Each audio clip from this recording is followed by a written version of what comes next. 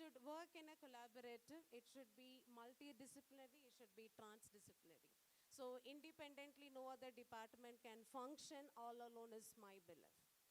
Everything is fine. You know completely about the science. You know completely about your subject. Technically good, technically proficient and sound, fine. So which language, which form that you will be using it to? Mention that I am good at particular one. Which one? And I'm not here to talk about the monologue, and I'm not doing any other monodrama here. And if you see that I am a theater person, no, I'm not a theater person too. I'm a person who actually wanted to interact with the students. If I don't find, I say that again, if I don't find any of the students interacting with me, I'll pull them here. Fine. So tell me, what is that? Which language, which is that form that you will be using it? To show your proficiency. To show that this is my project. Well, in which language you explain? English. How many of you say it is English? Yes. It's not exactly in a vernacular language. No, எனக்கு நல்லா தமிழ் தெரியும்.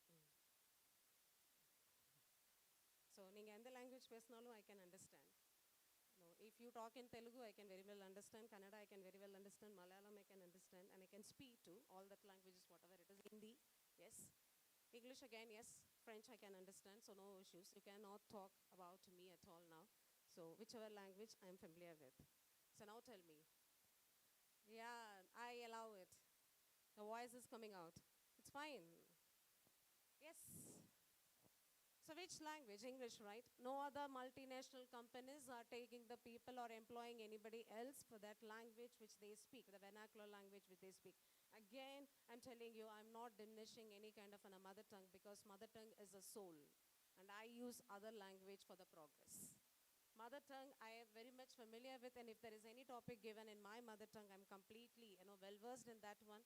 And I speak hours and hours in that. So there's no problem exactly. But when it comes with the other language, which has been, forcibly given, or somebody has been actually, given it to me, injected to me, and tell that, no, this is the language that you need to learn for the progress, right? So fine, if I have to learn that language, particularly in the classes, for all the English classes, whichever it is, maybe I feel that when I studied the curriculum, many times I've decided that, no, the curriculum has to be changed. Because when you explain about the poetry, when you explain about that, that is literature or the stories, the people, that is the takeaway, the outcome, as sir has mentioned, SDG, that is Sustainable Development Goals, yes. Every other program, whatever you're designing, there should be an outcome for that particular subject. If there is no outcome, the subject goes null and void. I'm not taking anything with me, and what is the use of investing my time for being here in the class for more than 1 hour without taking anything from that subject? Actually, that is particularly wrong. Maybe, I don't blame my teachers. There is one thing which I wanted to mention. I'll come back to this question later. There is very important thing that I wanted to mention it to you. Very heartening even. It is completely, it is saddened if I have to mention. There will be a survey which will be done by, psychologists, in fact. This will be done.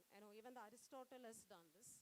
Aristotle used to mention that, when I see my generation, the present generation which I see, and I don't find any progress of the present generation. So it happens with everybody. Even when our parents also mentioned the same thing, the present generation which I am seeing is not that focused or not disciplined and all that. Now the blame game has started with Gen Z. How many of you are Gen Zs here? You know that you belong to the Gen Z, Gen Alpha and all that? Yes. So how many of you belong to Gen Zs? So you don't know that which period you belong to? For those who are not raising their hands. Boys. Now usually in my classes, the first bench I'll call all these boys. I never allow my boys to sit at the back benches. I'll always make the boys to sit in the front benches, and those who are naughty should be sitting in the first bench. So I'll make it sure that, and I'll give that terrible task to them so that the next day they will not speak at all. And then they will participate in all of the activities. Yes. So I was talking about the Gen Z generation. There was a Dr. Javid Kooning. He was a psychologist, in fact. He has done a survey. It is not a survey, in fact. He has done actually, it is study. Because that is usually happens. They will do a study to find out the cognitive ability of the students. Because to test the cognitive ability of the students, they will do that survey. So when he has done the survey, he has actually noticed that every time, whenever they do the survey, it has been identified that compared to your predecessors, it is that other generation will always be the improved of IQ, the mental ability, the max ability, all that, whatever it is, cognitive ability.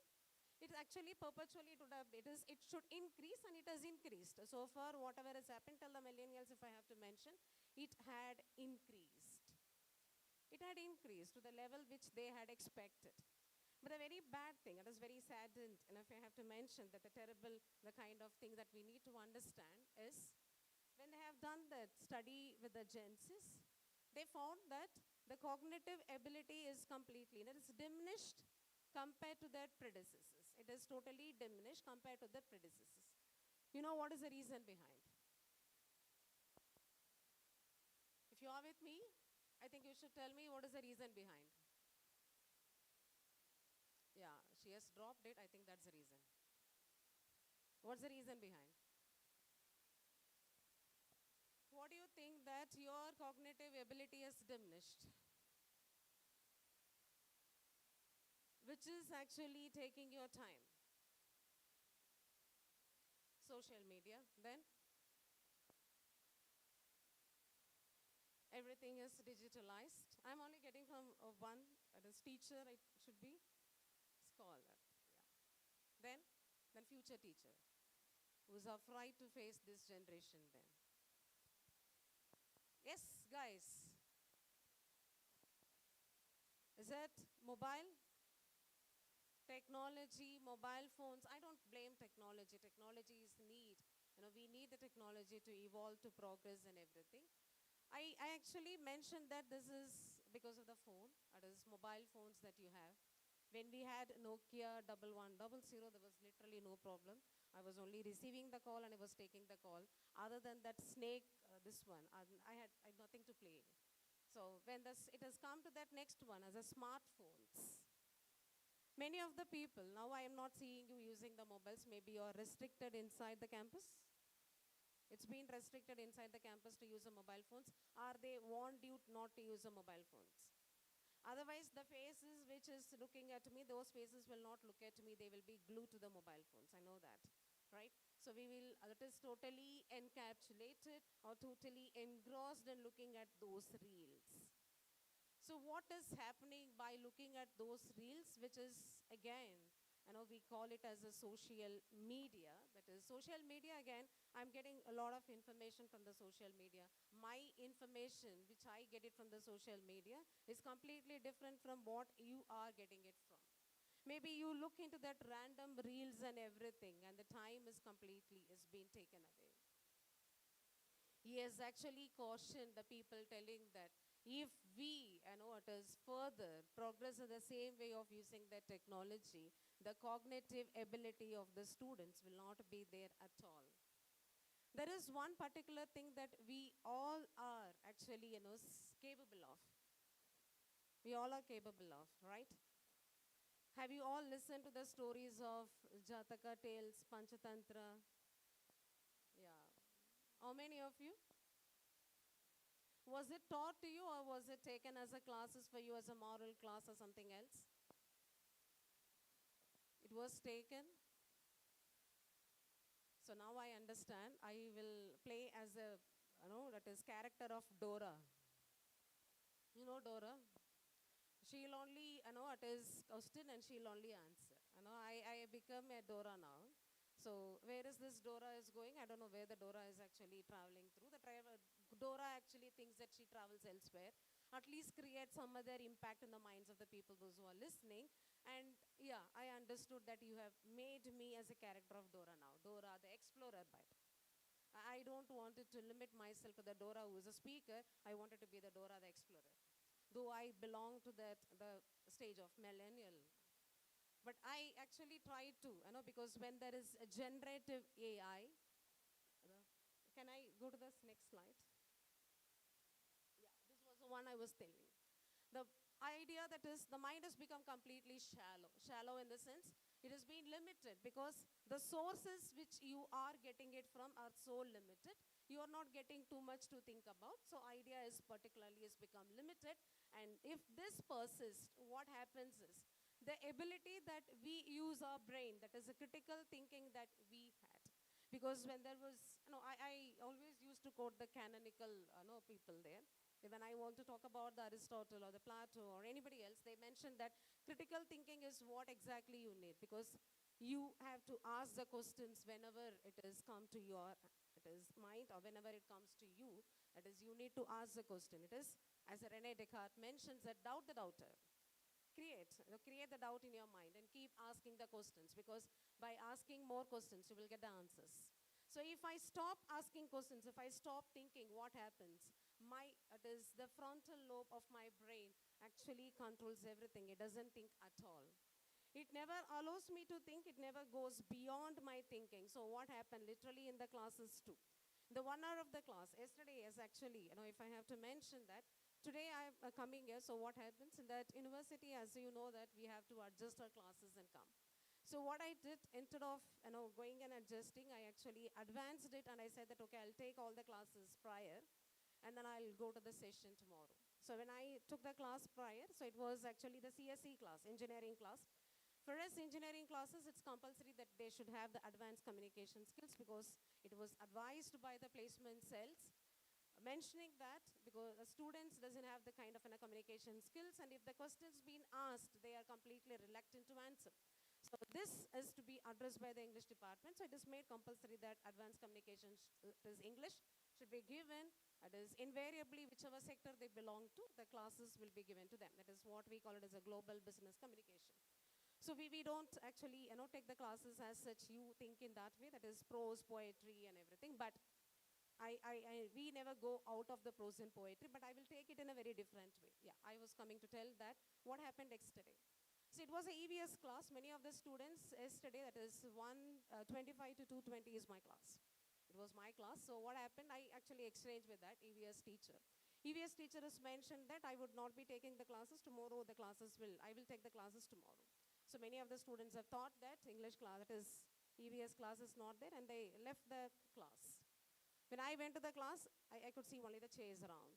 And there was one student who was actually moving out and said, no, ma'am, ma'am has given this message. I said that, yeah, I do understand. Ma'am is an engineer, and that is why the message is given like this.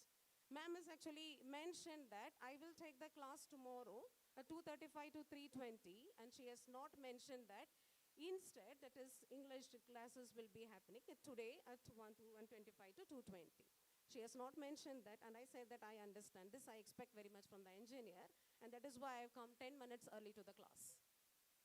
So, yeah. When I gave the message, in another 10 minutes, I want all my students to come to the classes. Literally, I could see all my students have come to the classes.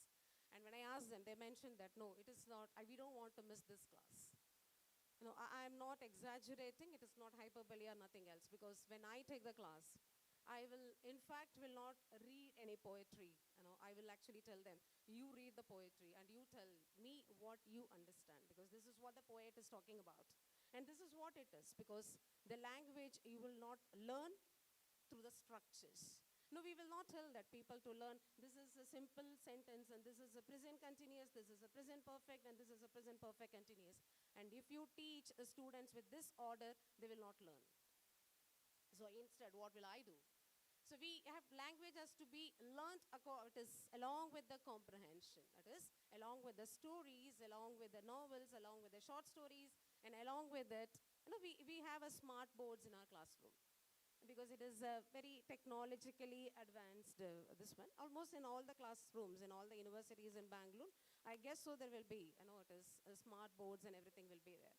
Utilization of the smart boards is very compulsory, and that is why, it is PPT is very much there. Wherever I go, it has been, but I don't rely on the PPT, but the PPT will be very much there, because that is only for the audience, not for me.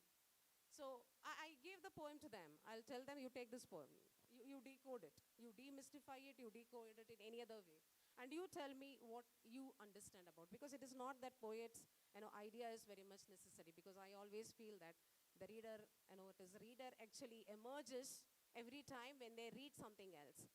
And is there any commotion with the people around? Can we go to the next slide? Yes. This is very, if you see that this is what I call it as an uncomfortable truth here, which we call it as a collective stupidity. What do you mean by the collective stupidity is? You see the messages when you don't, you wanted to prove yourself that you are intelligent. What exactly you do if there is a GD or group discussion or anything happens? So usually what happens, we will have a pre-session for the students with the placements. Before they go to the placements, we will conduct one GD, we will conduct one debate and all that. So when we conduct that, so what happens is majority of your students, so when they give the topic, they say that either they don't speak, unlike you, they'll all, it is very quiet, and they give that the stage is yours, you do whatever you want, lady. Because 1 hour is given to you, you do whatever you want. We are there, we are practiced to be there in the classes, as you are, right? So if you are all practiced to be there in the class for 45 minutes without talking, just look at the people. My eye contact is always with you, so don't worry, I'm looking at you. But we know that where your mind is wandering, right? So yes, so when this topic is being given, many of our students, in fact, though we trained them for almost 2 years, they were completely kept quiet because they felt that one thing, the first one is they all know to speak. We all know to speak. The speaking is our first embodiment when we have taken when we have taken birth. So we all know to speak. The speaking is not a problem. Speaking in other language is a problem now. So what they all felt that whether I'd be judged by my opinions, whether I'll utter grammatical errors so that the people will actually create the opinion on me, whether I'll be criticized for whatever I have done. So they all kept quiet. But that is not happens. That shouldn't. Because in the GD, what happens if the students, even if you get 9 CGPA in your degree, that is only, the marks is only for your entrance to any other campus or entrance to any other premises or organization or institution, whatever it is. After that, your potential matters a lot. So the marks doesn't value you. So I'll take you, that is on the basis of the mark, with a 9 CGPA. But what am I going to do? With a very good person and with a very good marks, am I going to prepare a pickle of you? All right. So I want a person to think. I want a person who will actually work smartly, the process of thinking. The person who will actually able to handle any kind of pressure. Yes. So this particular notice how we need to train. We need to train these people by the way they think. Right? The idea that you have to think, the idea that you need to emerge, and the thinking is a process, and that should happen. And what exactly happens is, you see the WhatsApp messages, and I see the commotion of the guys too. A red color shirt. Are you looking at the mobile? You're having the mobile in your hand? No? Is there any other commotion is happening there? No, ma'am. What exactly is happening then? Talking among yourself? Talking about me? I love to listen then. No? Do you have anything to say about me?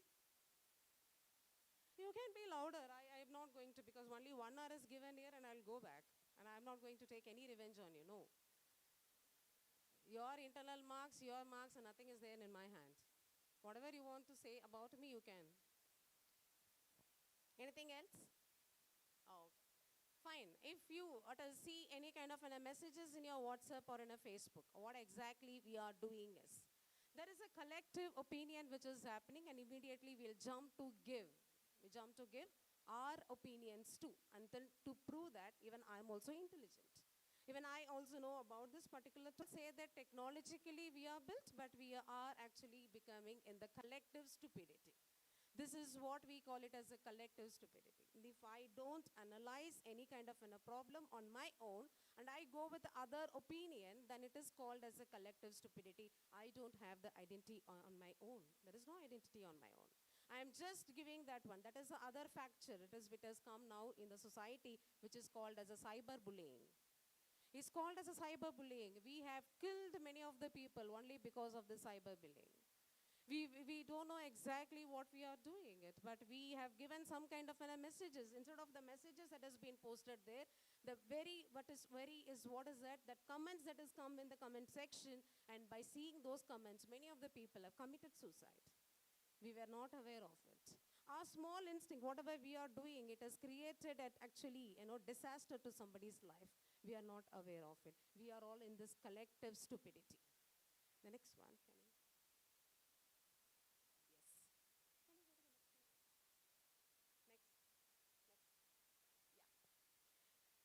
What do you understand from this?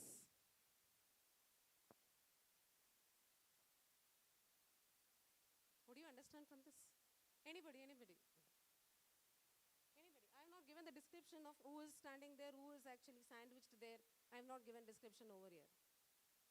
What do you understand from this?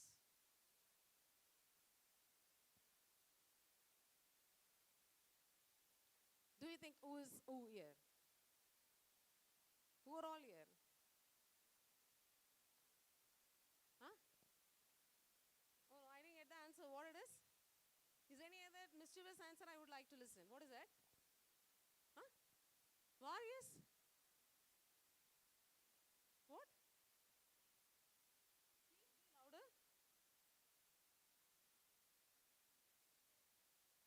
Nice. I didn't ask you to look into the crux of it. I actually asked you to look into the paraphernalia of it. Please don't look into the burger now. We are not talking about the burger, and I am not here the burger man to come for the promoting or branding for this burger man here. Don't look into the burger now. We are going to look into the paraphernalia of the burger now. Who was these people? Huh? Come again. What is it? Excellent. Who's this? Okay, who are all these? Exactly. So, what exactly happening in the educational system is this? No, it is not a students. It is actually elite sect of the parents now. It's all the elite sect of the parents. The teaching or the learning has become changed into pedagogy to the andragogy. So before there was actually the student, it is teacher centric. In our classes, the teacher will be talking about and she will explain it. And she said that give the 10 books to you and she will ask me to create one essay out of it with that particular one where she gives a topic to me. And that is how we used to scratch our heads. It is very much teacher centric. Now it is student centric. We talk about the NEP, we talk about the SDG goals. It is about the student centric. What is the outcome that you are going to give? The first one which I see is the parents. Parents is, those time parents are completely different. Now the parents know everything. They are all Google parents. They know everything. And they, try to understand themselves, they know everything and they'll question everything, whatever you do. And the next one, which is that, that is here the teacher. I have given here the academic things. A teacher role doesn't, ends only with the teaching. We have a lot of, because before I come to this profession, I had come with a passion. It is not that I have actually, it is not of a choice. It's my passion that I have selected this profession. Otherwise, I would have been some other, it is maybe any other person, maybe like any other techie, in fact. Because I had got the chance to become a techie, but I had chosen this profession because I love the profession. Maybe inspired by my teachers, but I don't regret now, because it is how it has to be evolved. I feel that I'm evolving along with the generation. So when you see the teachers, their role doesn't limit only to go to the classes, take the classes and come out. We do have a lot of, it is clerical works, data entry work. I think many of the teachers will agree with me. They have that NAC, IQAC, data entry, mentoring, counseling, and then taking the classes along with you. We have the multiple roles. When we have the multiple roles to play, along with that, we need to even, 45 minutes which has been given, we need to engage the students along with the engaging. Many of that, departments, they only worry about, did you complete the syllabus? My job is not to complete the syllabus, because completing the syllabus within 1 hour, I can actually complete the syllabus. The problem is not completing the syllabus. My job is to bring what is that syllabus is taught to this generation exactly. What is it generation will understand by this syllabus? Because completing the syllabus, it is like a teacher, a normal teacher. I can complete the syllabus and go. But that I don't want to do it. I want my students to come out. I want my students to come out with their specific problems, whatever they wanted to address to. And as you all know that many of the students will be literally, they find that affinity towards the English language teachers. I don't call them as English teacher. It is an English language teacher. We shouldn't be address ourselves as an English teachers. We are not from, it is indigenous group. We are actually English language teachers. So when we come to this kind of a problem, addressing the issue is actually the major one. So what we need to do, we need to completely, because when I give any kind of an information, those informations are very much available in the Google for you. Those information is very much available in the YouTube for you. Those information is very much available in the social platform for you. And what is that new thing that I'm going to give it to you? So there, my question comes here that what I have to do now. So the students also were sitting very silent in the classes, and I should bring them, I should make them to talk. So how is it possible? Possible is. Now, at the world which we talk about, I know that is declining of a language department. So I never call that as a declining of the language department. Whenever the declining of the language department comes, that every time that new thoughts and new ideas should come to the teachers, I always advise them, bring out the new ideas whenever you feel that you are going to completely extinct, you are going to completely diminish. So without our existence, I don't think so. It is many of the people around, it is even if you wanted to go to the placements, even if you wanted to, because you need language to speak. And moreover, all the multinational companies expect you to speak in a complete, a very proficient language to understand. Because there are, it is very recently one of the companies which has come, it is L&T, I guess so. So what they have given the clips, and they ask the students to explain about the clips. So students actually have to explain. Within a 1 minute, they need to explain the situation without a repetition of that words that they are using. The synonyms should be, it should not be repeated, and they should explain that language. And that is how, because for example, for 1 year, minimum 3,000 students will actually pass out from that. Is actually graduate. I shouldn't use the pass out, for graduate. So when they graduate, the 3,000 students, and again the placement, whatever it is, for all the 3,000 students, if any of the universities mention that we are providing the placement for all the 3,000 students, it's again bugabu. Because it not happens in that way. So only the proficient one, efficient one will get placed. So the next one, can we? Yes. Any task that has been given, easy for you to write. Right? Are you all using this generative AI for all your assignments? Yes. I love the honest answers. So the generative AI, when you are using it, the ChatGPT, which you use it, or Gemini, DeepSeek. ChatGPT, if you are using the ChatGPT to write your assignments, you are still in elementary level. What kind of the technology has improved in you? So you give the prompts and it gives the answers. Almost all your answers are same then. Very simple. Why everybody has to write then? One person should take the prompt, another person, it give it the blue book to the other one, let them copy it. So when you write it, do you remember what you're writing exactly? No? Do you remember? Do you read what you're writing it? No.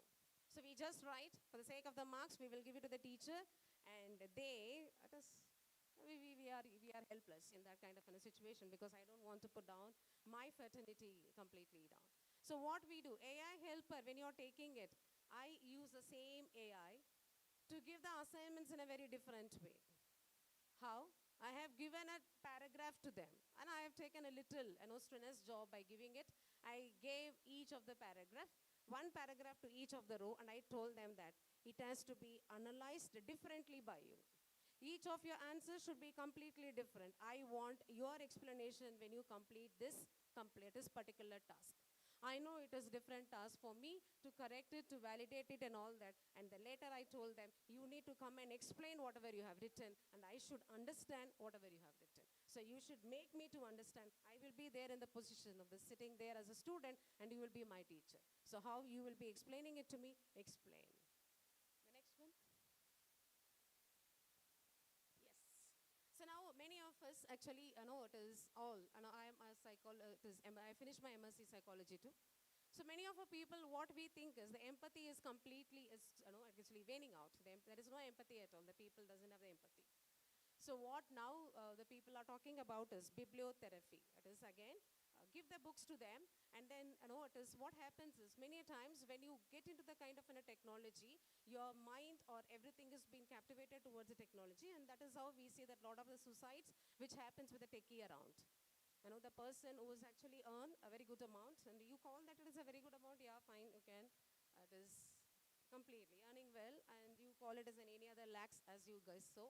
But that person, after working for any of this company, from the 8th floor, he has actually jumped from the 8th floor and committed suicide, mentioning that I can't handle my stress. You aim for it.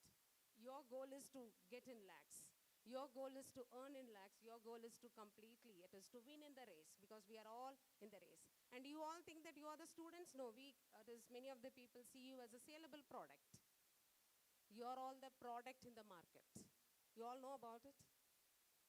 If the product has got any other defect, irrespective of whatever you are, they'll throw you out. Irrespective of whatever you are, you cannot go and tell them, I have children, I have loans, I have EMI to pay. No matter what. They'll just throw you out. So you are in that particular situation now. Maybe the student's life is a very beautiful life, which I say that this life, we should enjoy it. We should savor it. We should relish it. We should engulf it. So this particular life is what you never understand. What is that world that outside is literally waiting for, and it is like a shark that is going to, it is gulp you completely. So this, what happens is empathy is not being there at all. This is again that psychology shows. This is again the study shows that there is no empathy at all in many of the students, many of the people around. So how? We need to experience, we need to give that empathy towards a bibliotherapy. What is a bibliotherapy is? The book which I have shown it to you, this one, that is The Tuesdays with Morrie. The Tuesdays with Morrie is again, he is a student. He is a student, and this particular one is a teacher who is actually dying of, it is very terminal disease. So what happens, the students in fact travels to meet the professor on every Tuesday. When he meets the professor on every Tuesday, the professor will in fact give, because the professor is highly knowledgeable, the professor in fact give the insights and the stories to the, this whatever has happened in his life. It's not necessary that you need to look at somebody else to write your fiction or whatever it is. Look at yourself. You can write one very good fiction. Yes, so the professor has given all his insights and everything, and then Tuesdays with Morrie, what happens? Every time, whenever he goes to meet this professor, he gets new stories about the professor, he gets new stories about the environment, he gets a new story about the people around. So he recorded everything, and finally what happened? The professor in fact died. And then he created one complete fiction.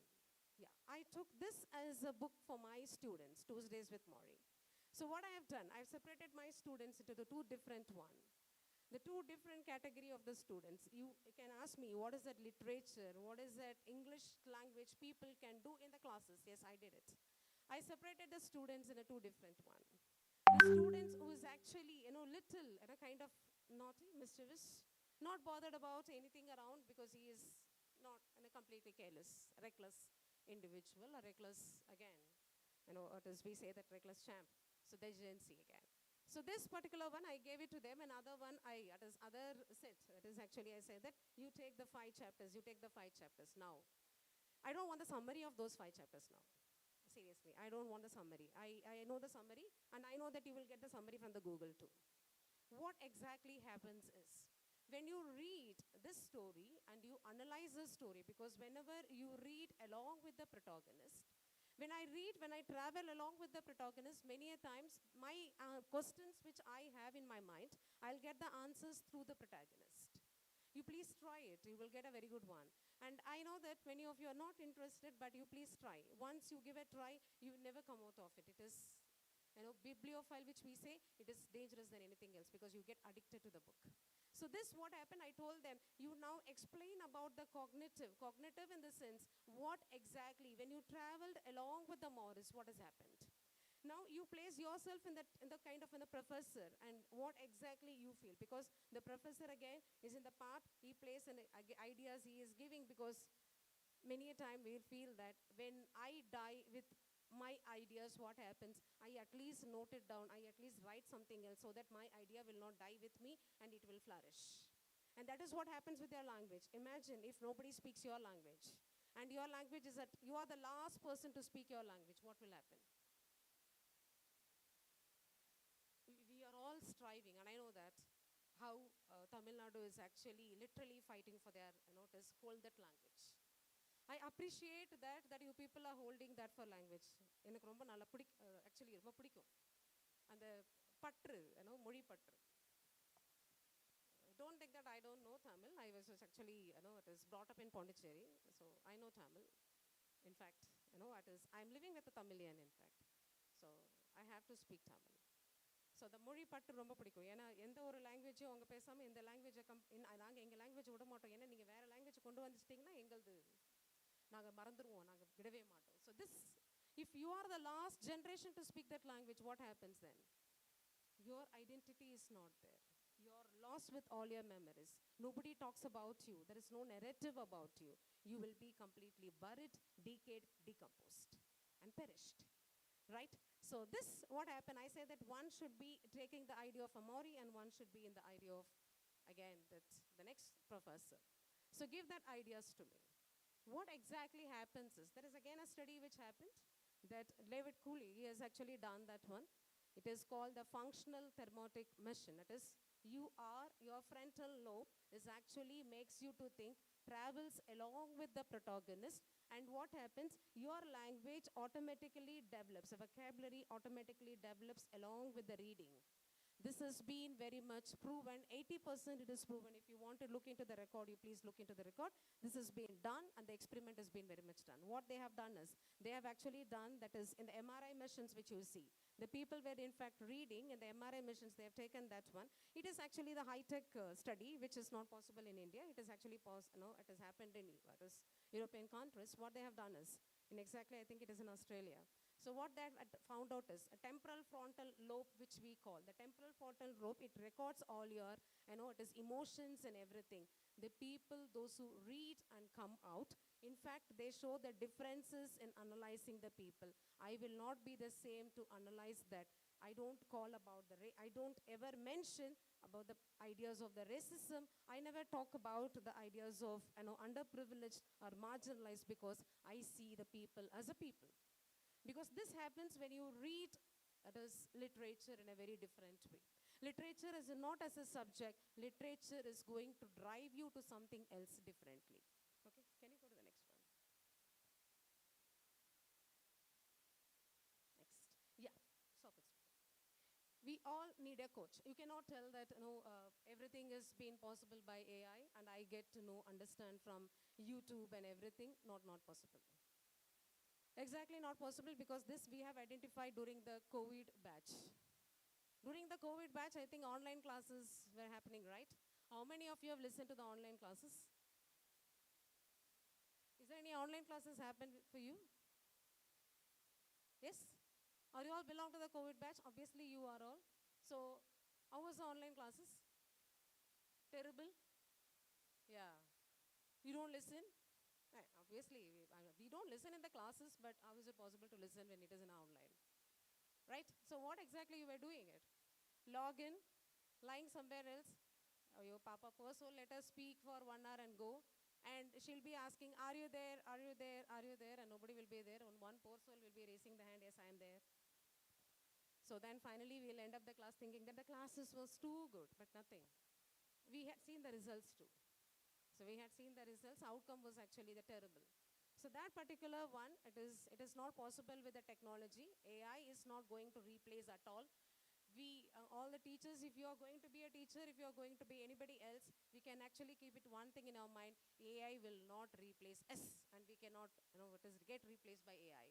And that I can very much give that one, because now I see what kind of, emotion that is happening in this particular crowd, and how many of you are listening, how many of you are sitting, how many of you, in fact, it is taking the fan, it is to your hand, and how many of you are, in fact, trying to understand what exactly it is, because we know the touch. The aesthetic touch is what is very much required. We need to see the emotions. The class of 45 minutes, of course, only 20 minutes the students will have that, the capability of listening to any kind of a chapter. The remaining 25 minutes, it is depends on the teacher to bring back those students to the class again. It happens with every other classes, irrespective of whatever you teach. So what? 20 minutes, I will explain about it. The remaining 20 minutes, we will give the exercises for the students to function. We never give any kind of a practice work to the students. So what? They need a coach. As everybody says that you need a coach. You know what exactly happens in the Alexander, this one? Why Alexander is so famous? Why the people say that Alexander is so great?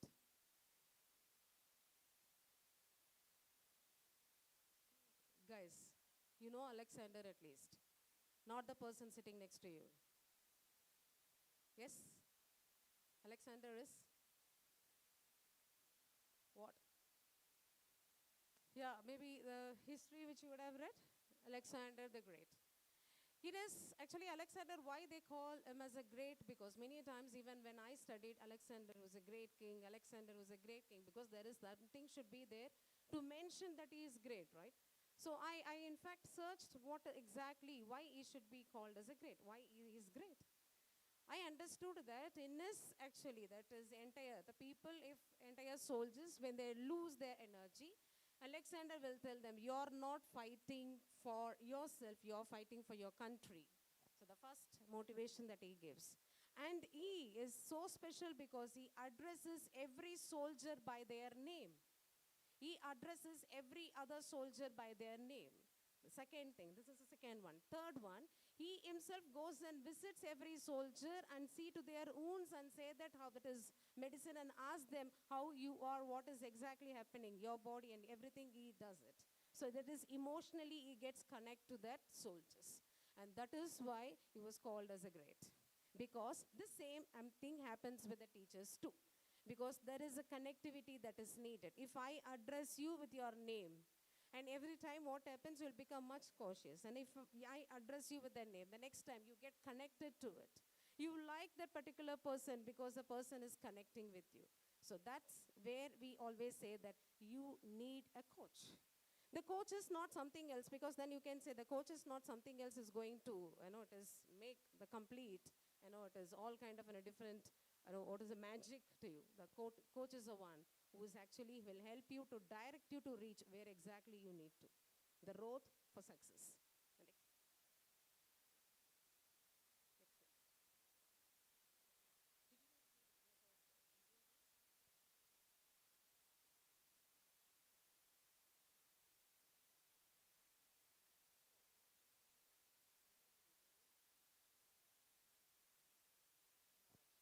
Isn't working? No, it's not on. Is it on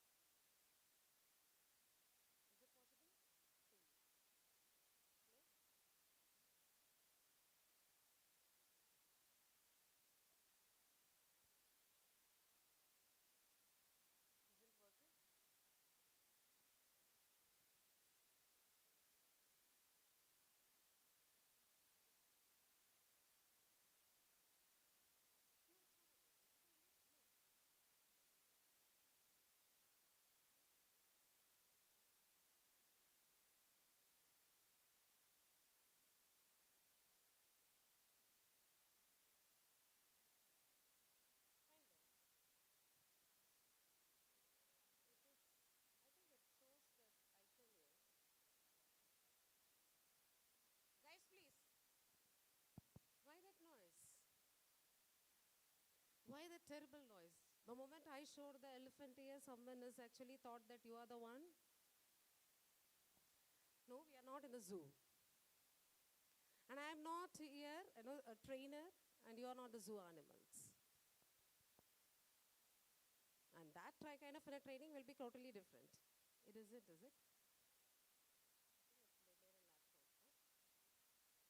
in laptop, huh? Yeah, it goes to the YouTube link. Oh, okay. Can you go down to the text one? There in my laptop only. Yeah, this slide. I don't think so. I need the use of AI now. Yes, I'll end that one with one particular note. You can use a generative AI, and I don't, it is think that you need some other teacher to control you from all your actions. Please try to, understand your limitations here. So this is kind of, it is program which should enrich you, which should advise you, which should guide you, and not to control by somebody else. And if you need control at every point of time, and then I feel that we have not grown at all. We don't need any traffic police to say that you need to stop here. If you don't stop there, you cannot claim your insurance. Try to understand. You are here for learning. Any part of learning is actually helpful. So I'll conclude my remark with last one thing. There was a Steve Jobs who was actually, I think you all know about it, Apple founder. You know, right? At least say yes to it. Yeah, because you claim yourself as a science student, and everybody knows. The Steve Jobs, in fact, when he was born, the unwed mother. That was very quite natural there, unwed mother, and she had put him for an adoption. And she mentioned that when somebody is taking him for an adoption, it should be taken only by the graduate parents because he should go to the university and the college. Yeah, he has attended, but he was a drop student from the college. But later, he was invited, by the same university for giving that, his address, graduation address. When he was giving that graduation address, he mentioned that, he was completely dropped because he was not interested to be there in the class. And I'm not directing you that you need not sit in the class. Please try to understand. There is a different remark that you need to understand from here. So yes, he mentioned that I was dropped from the college. He was dropped from the college. And when he dropped from the college, then what is the next thing? Because the people will always be there to ask you that what is the next thing that you want to do. He actually joined in the calligraphy class. Calligraphy class, I think you know about it, the handwriting, the calligraphy classes. So what is a person who was studying somewhere in the university without graduation, he has joined in the calligraphy class, yes. When he started with the Apple company with only 2 or 3 employees, later that company has developed into 4,000 employees. And there, in particular one, you can see the typography of whatever he has learned in the calligraphy that you can find only in the MacBook and you cannot find it in any other, it is any other system that you are going to buy, any other computers that you will buy, any other laptops that you buy, because that will be there only in the MacBook. The typography which has been mentioned, the sans typography. So that he said that this is because whatever the learning it is from, whichever part, wherever you are learning it, you need to connect yourself, that learning, to your life. So that he has done. The second one which he has mentioned is, yes, he was thrown out of the Apple because he was a co-founder, and that is a wonder to know that how the person who was actually developed, and he was thrown out of the Apple company. And he also gives a reason that why, what exactly happened is he employed one person who was quite intelligent, and he felt that, okay, this person will be helpful for me to develop this Apple company. But because of the same person, what happened, every other, group or the committee, they all sidelined with him. And then finally what happened, he has to leave the Apple company. And after leaving the Apple company, was completely devastated. So what to do? You dropped down from the college, you started something else, and finally from there also you were kicked out of the company. So what exactly you are going to do now? So it'll be the devastating stage, the second very dangerous state that you are in, because you feel yourself that I am not capable for anything else, whatever it is. So the next thing what he has done is he has actually created the Pixar. I think you know about it, the Pixar, this one and the next. He has created the Pixar and the next, and after the Pixar and the next, and what happens, a very wonderful thing, a terrible thing that has happened is the Apple bought the Pixar. So again, that is, he has come back to Apple. So you are not left out in any other way if you are not completely, because what happens, he knows that, because once you are capable, whichever part you go, you will actually grow in that particular place. Neither that place should be the complete, that let it not the place be the planless, or let it not be the muddy. You will grow if you are proficient and the capable. The third thing what has happened exactly is, he has mentioned that I was not, it is complete, because when I was thrown out of the Apple, I was devastated. Yes, of course it happens with everybody else. But what is that we need to understand is, nothing is going to put yourself down. Nothing is going to drop you down. The challenge is that we have the generative AI, the same AI, what happens? I just conclude this one, the change, the same AI, we use it, the kind of, it is, I wanted to show the video, but I don't know, it is my mistake, I think so. Maybe I have not copied it, exactly how it has to be. So that is how it is not working on. I don't want to pass it on the mistake to somebody else, it is my mistake. So I wanted to show the EDU and I wanted to, it is, make you people to understand or to analyze what it is. So this is how we will do it in the classes too. That is, when you read literature, bibliotherapy or whatever it is, it actually awaken you, it awaken your spirit, it will increase your vocabulary, it will enrich your vocabulary, it will always, develop your capability of thinking skills and critical thinking and everything. So we never get diminished. And if you say that it is sitting in English classes is, it's actually boring, then you are majorly missing something else in your life, that you will never speak in any other language and you will stay only in the cocoon where you will never grow and you will never develop. Because the world is, in fact, is going beyond that whatever you are imagine about. The world is, in fact, it is going beyond that. So in fact, if you think that I'm going to work in this particular place, yes, fine, you keep it with your language. And if you wanted to grow, learning other language is quite inevitable, and it is very much important and need of the time now. And also for your critical thinking, it is very much important. It is many, if you are literally, it is interactive, I would have explained about the bibliotherapy, I would have given some more insights, but I see that I'm continuously speaking for 1 hour with a disinterested some other crowd kind of. So I feel that I have to stop here.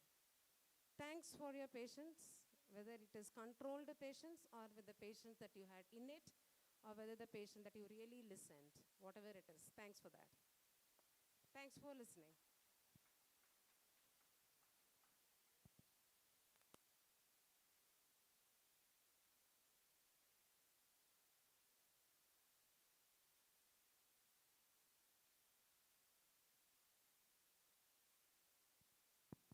And the forum is open for discussion.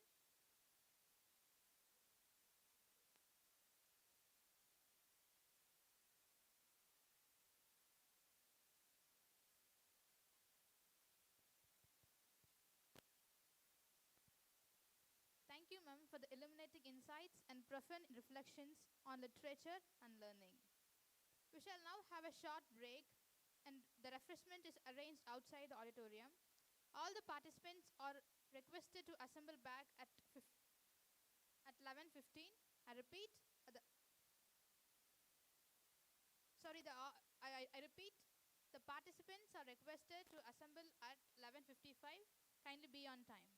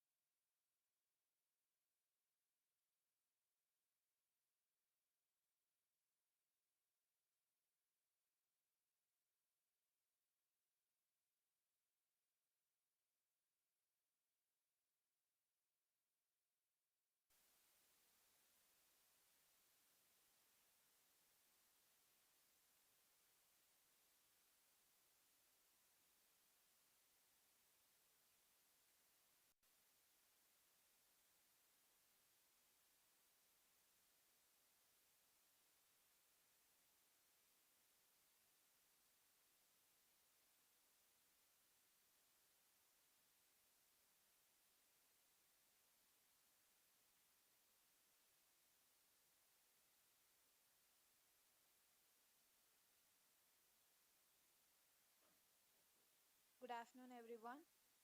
The purpose of literature is to turn blood into ink. It is my distinct honor to introduce our esteemed guest, Dr. Nitai Saha, Associate Professor of English at Munshi Premchand Mahavidyalaya. Dr. Saha holds a PhD in English from University of North Bengal with a distinguished thesis on W.B. Yeats poetry, reflecting his deep engagement with 20th century verse. A university medalist in his undergraduate studies, he has constantly demonstrated academic excellence throughout his career. With over 2 decades of teaching and research experience, he specializes in 20th century poetry, Indian writing in English, American literature, and translation studies. His scholarly contributions include several authored and edited books on writers such as W.B. Yeats, R.K. Narayanan, T.S. Eliot, Daniel Defoe, Sophocles, and Eugene O'Neill, along with numerous research papers published in peer reviewed and UGC approved journals. Dr. Saha has presented papers and delivered plenary lectures at national and international conferences, including forums on translation, studies, and comparative literature. His academic journey reflects a harmonious blend of critical scholarship, pedagogical commitment, and literary insight. It is my privilege to invite Dr. Nitai Saha, Associate Professor of English at Munshi Premchand Mahavidyalaya, to deliver the plenary talk. Good noon to all. Am I audible? Am I audible to all? Yes, sir. Thank you. Respected, dignitaries, distinguished scholars, faculty members, and dear students.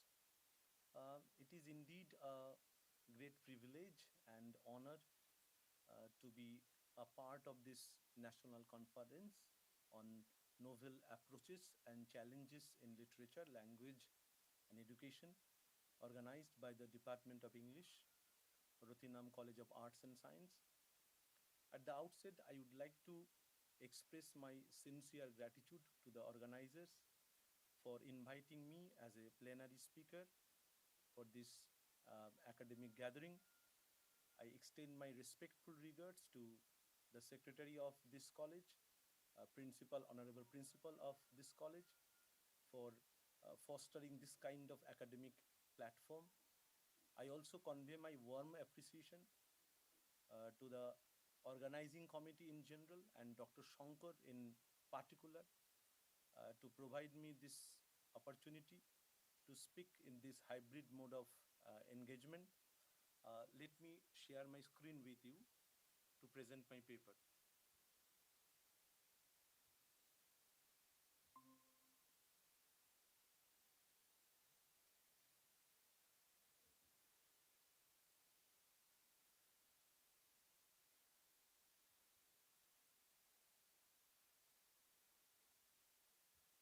Is it visible?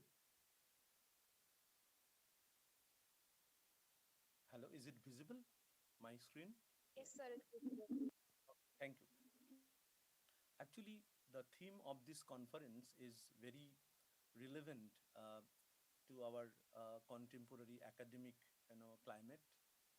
We are living in a time, when literature, language, education, all of them, they are undergoing, rapid kind of, transformations, pedagogically, technologically, ideologically, everything. And my paper is titled Against the Colonial Classroom: Education, Alienation, and Ethical Resistance um, in R.K. Narayan's The English Teacher. This presentation proposes that the English teacher, which is often read as a deeply personal and sometimes, autobiographical novel, it can also be interpreted as a very subtle yet powerful critique of colonial education in India, while Narayan is frequently described as somebody, apolitical, detached from, national discourse, overt national discourse, I would say. But I argue that this novel contains a quiet and profound resistance to colonial pedagogy. So we have a protagonist, right? The novel actually tells the story of Krishna, a young English teacher at Albert Mission College who feels dissatisfied with the mechanical and colonial system of education imposed by the British models. Though he teaches English, poetry, and prose, he gradually realizes in course of the action of the novel that the system alienates Indian students from their own cultural and, of course, emotional, roots. Uh, while Narayan, I have already made it clear that through Krishna's intellectual dissatisfaction, emotional alienation, and eventual rejection of this kind of teaching, institutionalized teaching, I would say, Narayan dramatizes the psychological consequences, I should say, of colonial education and proposes an alternative ethical pedagogy, an alternative view of education, which is rooted in authenticity, creativity, and of course, indigenous sensibility. What is the aim of my paper? Actually, the aim of my paper is fivefold. First, to reinterpret the English teacher as a subtle anti colonial text novel. Second, to examine Krishna's dissatisfaction with colonial education. Third, to analyze how English literary culture produces, alienation. Fourth, to explore the alternative pedagogy represented by one school, primary school, Leave Them Alone. The name is very, the title of the school, the name of the school is very symbolic. And finally, to place Narayan, to situate Narayan's narrative, I would say, within that post-colonial theoretical frameworks. So rather than reading the novel only as a spiritual journey following Krishna's wife's death, Sushila's death, I suggest that Krishna's transformation, it is not only personal, it is also pedagogical and ideological. His crisis is not merely emotional, but it is also civilizational. So that is the point, that is the aim of my paper. So in order to understand the historical context of this novel, we must understand Krishna's dissatisfaction, we must revisit the historical background of colonial education. Actually, British education policy, it was shaped by Macaulay, right? And Macaulay argued that English literature, represented the highest form of knowledge and, civilization, hence it is superior, universal. So the aim was to create a class of intermediaries, Indians, mediocre Indians, who were, in his words, Indian in blood and color, but English in taste and intellect, in opinions also, in morals also. Thus, colonial education, it was not neutral. It functioned as an ideological, apparatus, control that reshaped actually Indian sensibility, Indian consciousness. So English literature was presented as something, as I have already mentioned, that it was presented as something universal, something superior. At the same time, indigenous knowledge, native knowledge systems were marginalized, they were pushed into the corner. Krishna actually, as a lecturer in English at that college, at Albert Mission College, is a direct product of this system, right? So, how would you, how would I describe Krishna as the colonial intellectual? I have already mentioned it that he is a lecturer in English at Albert Mission College. He teaches canonical British authors like, you know, Milton, Shakespeare, Carlyle. He was immersed in their, poems, in their essays. So these writers, they symbolize what? Imperial cultural authority. At first glance, what happened? Krishna appears to represent success within this colonial modernity. He holds a respectable academic position, we know that, and commands literary knowledge. Yet, internally, that is what I uh, wrote there, spiritually dissatisfied, emotionally alienated. So, so he holds a respectable academic position on the one hand, but internally he feels dissatisfied. He feels alienated, he feels restless. So here we may invoke what Fanon said, a great post-colonial critic, who describes the colonized intellectual as someone who initially internalizes colonial values but gradually experiences alienation. Krishna's life illustrates this tension. Actually, he belongs uh, intellectually to English literary culture, but emotionally to his immediate domestic world. That is to be understood. So this division produces kind of psychological fragmentation, because Krishna's life changes when his wife Sushila and their daughter Leela come to live with him. Domestic happiness transforms his dull existence, dull academic existence, right, into a life filled with warmth, love, meaning, right? That is what I wanted to say. And we have we have certain textual evidences of this dissatisfaction. Krishna remarks that he is warily facing the fact that he is reading for the 50th time Milton, Carlyle, and Shakespeare. That means he is teaching Milton, Shakespeare, Carlyle for the 50th time. What happens to a teacher? All of us, we know, those who are in the profession, that for the students, whatever I teach, it is new to them, it's interesting to them sometimes. But for the teachers, it is another repetition, right? Because he has been teaching the same thing for many years. So, he's teaching Milton, he's teaching Shakespeare for the 50th time. So you just look at the word, warily. It's a very significant word. It indicates what? Exhaustion.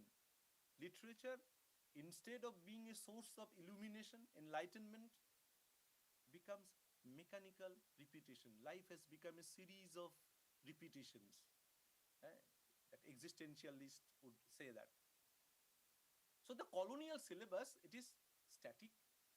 It demands reverence but not engagement. This mechanical teaching, what does it produce? So literature becomes mechanical repetition. It suggests exhaustion with that colonial canon. And that is why I said this mechanical teaching produces intellectual stagnation. So what happens with Krishna? Krishna does not grow, right? He merely reproduces that canonical interpretations found in different books. So the classroom becomes a space of, repetition, ritualized repetition, I would say, rather than any kind of creative inquiry. So what we find here, mimicry on the one hand, and that mimicry results in creative failure. So this is something to be understood. So Krishna's attempt to write poetry on the one hand, he used to write poetry also. But his love poem imitates Wordsworth. There is nothing new in it. So Krishna's attempt to write poetry further reveals this colonial conditioning. He tries to imitate Wordsworthian romanticism in his love poems. So his creative voice is also derivative. It is not original. It is not authentic. The situation can be understood through Bhabha's concept of mimicry. Bhabha argues that colonial education produces subjects who are almost the same but not quite. Mimicry actually generates imitation. Colonial education suppresses originality. It generates imitation without originality, without authenticity. So why Krishna's poetry fails? Because he has been trained to admire English models rather than cultivate his own individual, indigenous expression. So this is a kind of paralysis, creative paralysis. This reflects this, that colonial domination that is to be understood. So colonial education actually suppresses originality, and it is there, by privileging imitation. So what we find then,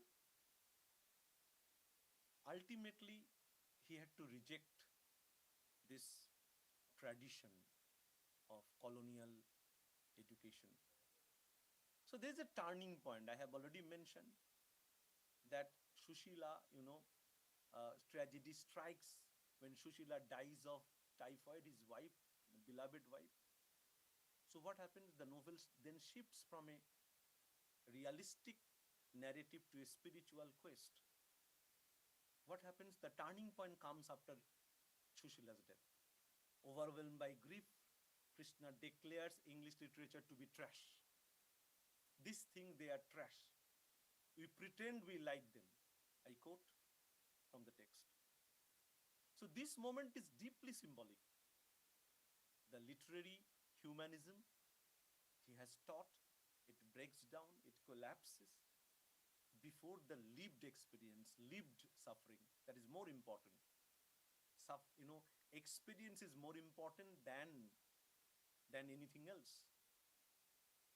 Milton's, cosmic vision, grand cosmic vision, Shakespeare's tragic insights, none provide this existential consolation after the death of his beloved wife. This is not merely emotional frustration. It is epistemological crisis. Krishna realizes that knowledge detached from actual life, it is hollow, it is empty, it is inadequate, because death and grief expose its inadequacy, the inadequacy of that foreign language. Colonial literary culture appears ornamental rather than, essential. So what we find, we come across a binary. We come across this kind of,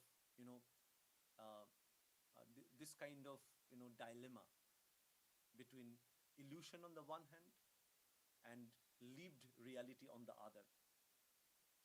So I quote, living without illusion seemed to be the greatest task for me in life, he realizes, unquote. So Krishna reflects that living without illusions becomes or should be his central task, major task. So colonial education sustains certain illusions. What are the illusions? Number one, illusion of intellectual superiority, illusion of universal humanism, that what is happening in England is same thing is happening here in India. Illusion that mastery of English literature, it would ensure wisdom. But that emotional awakening takes place after Shushila's death. But Shushila's death actually exposes the fragility of these illusions. For the first time, Krishna has come in terms with mortality, with death, with grief, and the limits of rational explanation. Because shattered by grief, he seeks contact with his wife's spirit through a medium. And gradually, he experiences spiritual communication. And this colonial education system does not approve this. So, through this mystical journey, what happens? He attains inner peace, a deeper understanding of life beyond this mundane existence, humdrum reality. So, what happens? Ethical realism, moral realism replaces abstraction to be found in literature. The novel suggests that authentic knowledge must come out, it must emerge from lived experience rather than any borrowed from any borrowed authority or canonical authority, I would say. So, uh, what is language? What English language meant to Krishna? It became an instrument of alienation. Krishna realizes that English is Krishna's professional language. It defines his public identity, not his private self. Because we have this, once again, we come across another kind of binary between, public and private, right? So it may define his public identity, but it does not define his private self. Yet it fails him emotionally, because this kind of language is inadequate for expressing grief and intimacy. His grief cannot be fully articulated through the language of his profession. So there is a split between intellectual English and domestic intimacy. Great, novelist Gaga wa Thiong'o argument is important. He said that colonial language alienates individuals from their cultural roots, from self. Language actually shapes consciousness. If we go through Komala Das wrote a beautiful poem and introduction. There she said that what is language? Language is the speech of the mind which is here, not there. The mind which is very focused. So language shapes somebody's consciousness. When one's intellectual life operates in a foreign tongue, a subtle detachment occurs, estrangement occurs. Krishna experiences this detachment, this estrangement deeply. Then what happened? Krishna resigns. Most important part of this novel. So the novel actually reaches its climax with Krishna's resignation from his post as English teacher. You would say that he resigned from the post of a lecturer and he joined a primary school, right? Leave them alone school. So it is not an evolution, it's a devolution, right? So that is why I said that it reaches its climax with Krishna's resignation from his post as English teacher. And I have already mentioned that his psychic reunion with his wife. So in his attack on the system he's rebelling against, he criticizes not English literature. I'm talking about the resignation letter. Because for who could be insensible to Shakespeare's sonnets or Ode to the West Wind? I quote. But he was very critical about India's adherence to this educational system, which actually stifles the spirit of the students and alienates them from native culture. I quote from the text, this is a part of his resignation letter. This education has reduced us, I quote, to a nation of morons. We were strangers to our own culture and camp followers of another culture, feeding on leavings and garbage. What about our own roots? I am up against this system. The whole method and approach of a system of education which makes us morons, cultural morons, but efficient clerks for all your businesses and administration offices. So what I'm trying to say, that Krishna has decided to withdraw from the adult world, adult work, into the world of the children, right? Because uh, very important that he is free to take further step in his traditional Indian self development, right?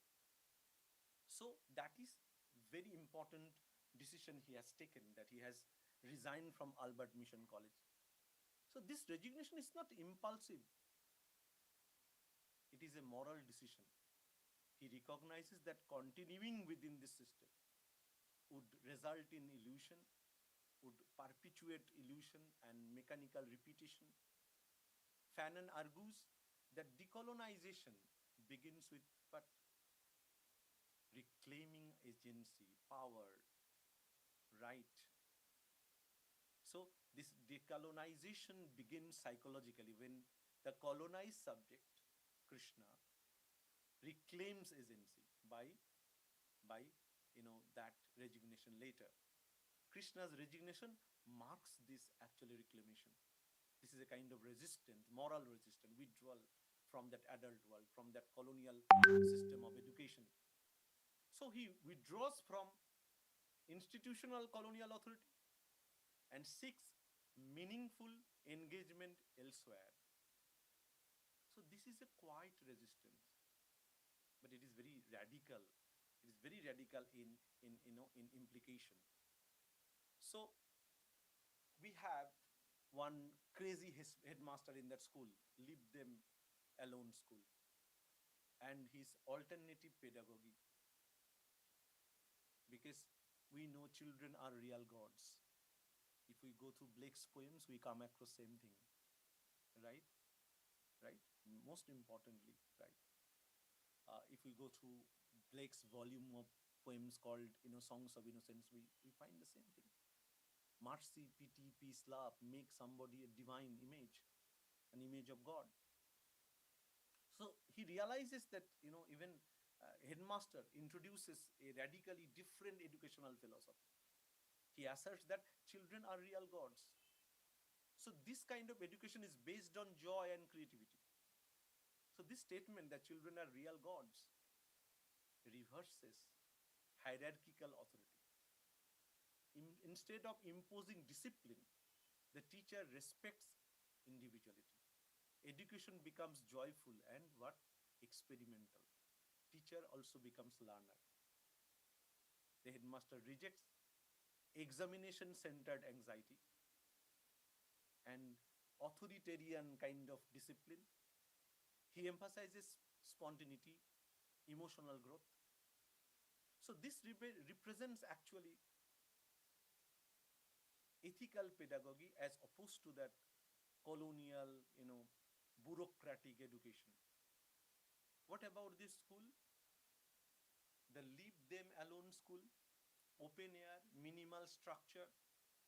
The leave them alone school. The title of the name of the school is very interesting. Leave them alone. Don't interfere. Don't be so, critical about the children, right? Leave them alone. So freedom should be given to them. The leave them alone school actually embodies that alternative view of education, embodies that alternative pedagogy.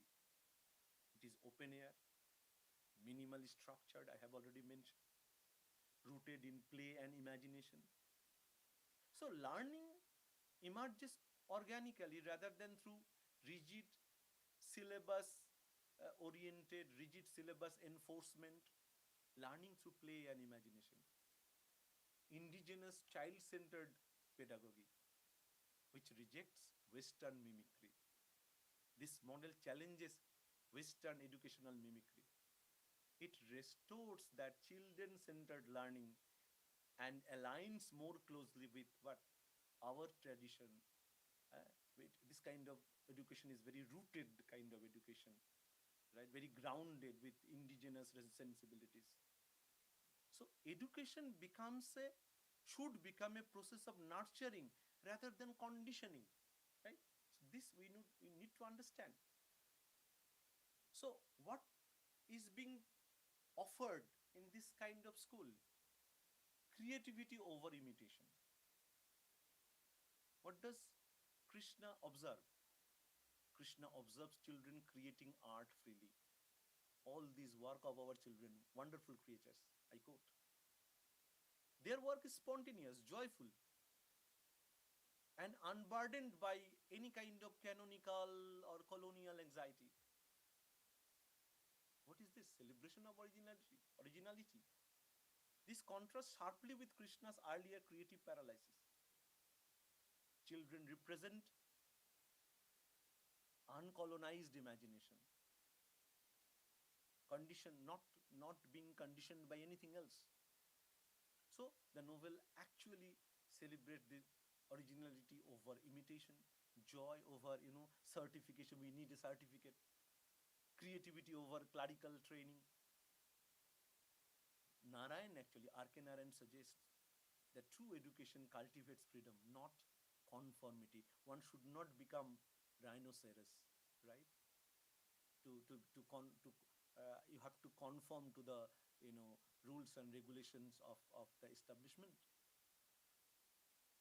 So education as joy, not certification. So indigenous knowledge and belief. So I have already mentioned that Krishna started making a kind of communication with his dead wife through a medium. So what happens?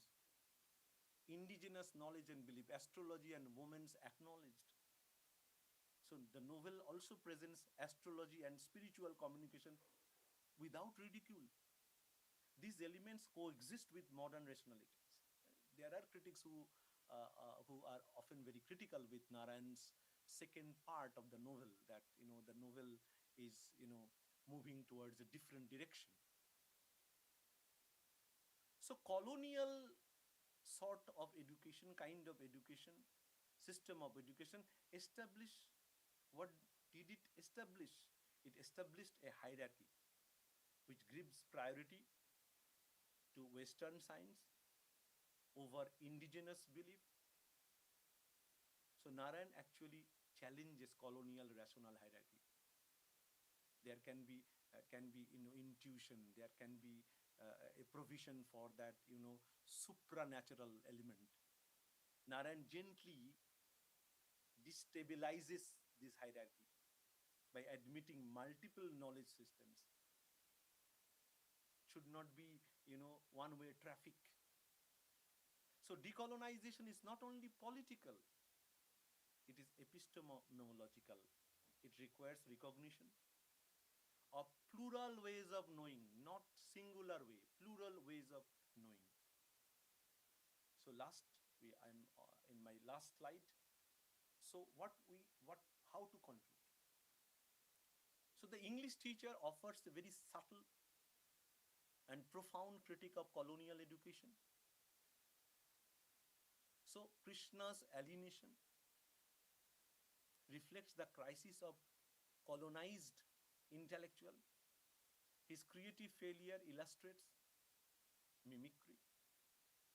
His resignation marks what? Ethical decolonization, a part of that. This alternative school represents that indigenous pedagogical renewal, proposes ethical and indigenous alternative. So Narayan's resistance is not loud or revolutionary. It is quiet. It is introspective. It is transformative. Narayan suggests that decolonization begins not in legislative halls but in classrooms, in how we teach, what we value, whether we choose imitation or authenticity. Thank you so much.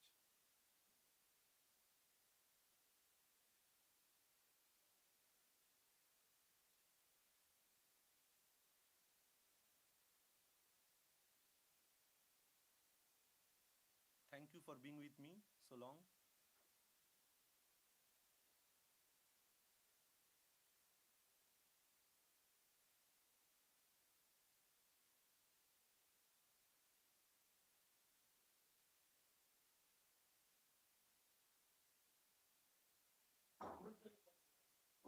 Thank you, sir, for your thought-provoking and enriching scholarly contribution.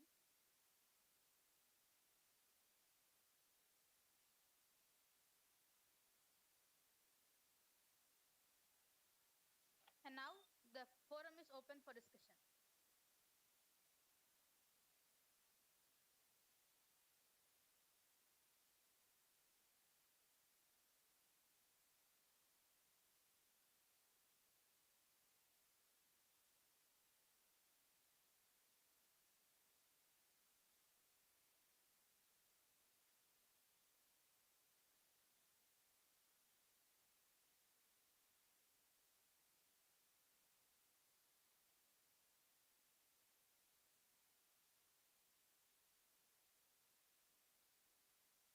Thank you, sir.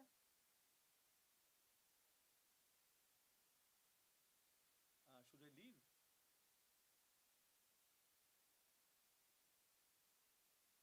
Yes, sir.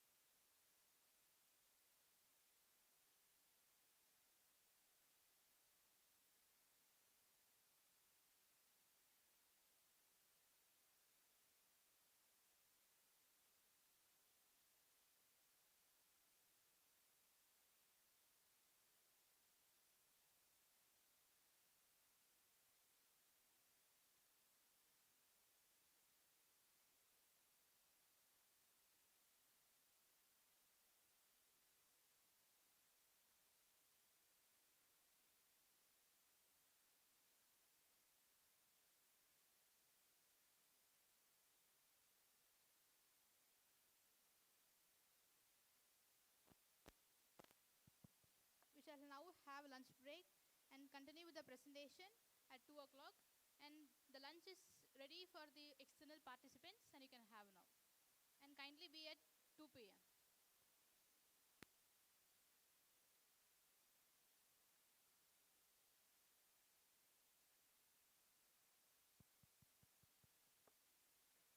I repeat, lunch is arranged for the external participants outside the auditorium, and all the students are requested to come back at 2 p.m.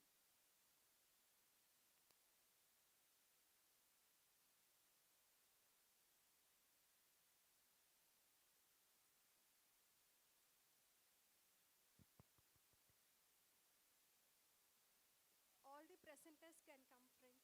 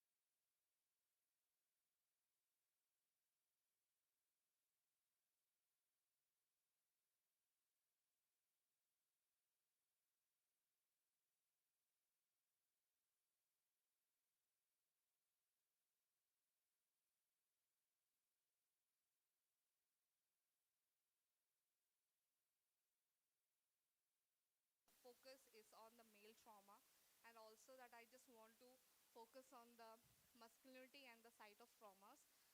The mainly I was want to represent about the hegemonic masculinity, like how the male character or is portrayed in the society and how the male is forced to be a male. And so I just want to shift the focus of the female from this book to the male and how they are suffering in this book. So the key context is my paper. It generally focus on like how a male has to be male because he have to go through so many lineage. Like for example, this book is focused on like the story of the Kolkata executioners, in which they are forced to continue their lineage, because every time if somebody have to be hanged, they have to do it, and every time after one generation to the another, they have to be strong and they want to be like subtle like a rock. So what they have done, like after a particular generation, when a first woman is born in their family and she has to be the exclusion, everybody focus on her. But the reality is like the main focus that I just put on here is on her father, who just always have to be stand in front of the people to show that he has no emotions, he's just like a stone or something like that.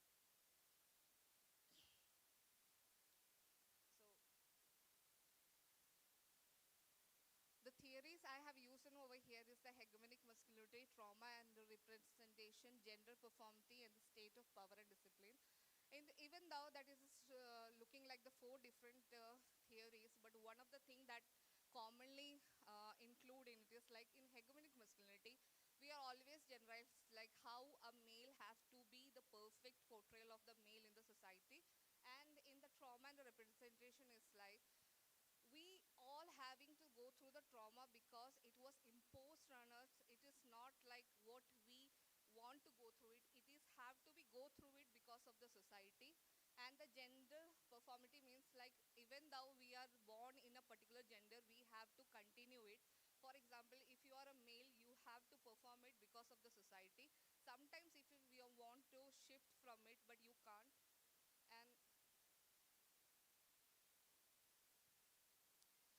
And the issues and the research gap over is the masculinity mostly treated as an oppressed category. The one thing that I want to explain is that I have gone through different seminars and all. So there I prepare so many questionnaires, and what I come to the conclusion is that we are so much shifted to the female and their problems. So I'm not touching that point, but what we come to the conclusion that the male, they don't have emotions, they don't have traumas. Many people, they don't want to talk about like how a male feel in the society, or whatever a male is portraying in the society, it is one of the basis of how they are grown, what are the traumas are going through them, and how they are molded. The key purpose of the study is to read the masculinity and inherited performance, to examine the emotional insurance of the patriarchal structure, to analyze the space of the trauma repetition, and to I mean, in the same way, I just want to say that we must have to go through the so many novels or like so many studies in which we also have to explain about the male male traumas, male mentality, and how they are representing in the society, because it also changes and the shifted the mind of the person.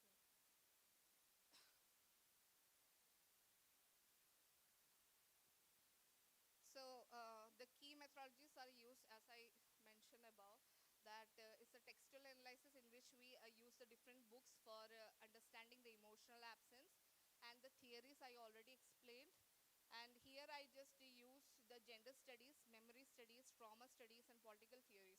So here is a detailed explanation of the how the gender, memory, trauma, and the political uh, theories are interconnected with each other.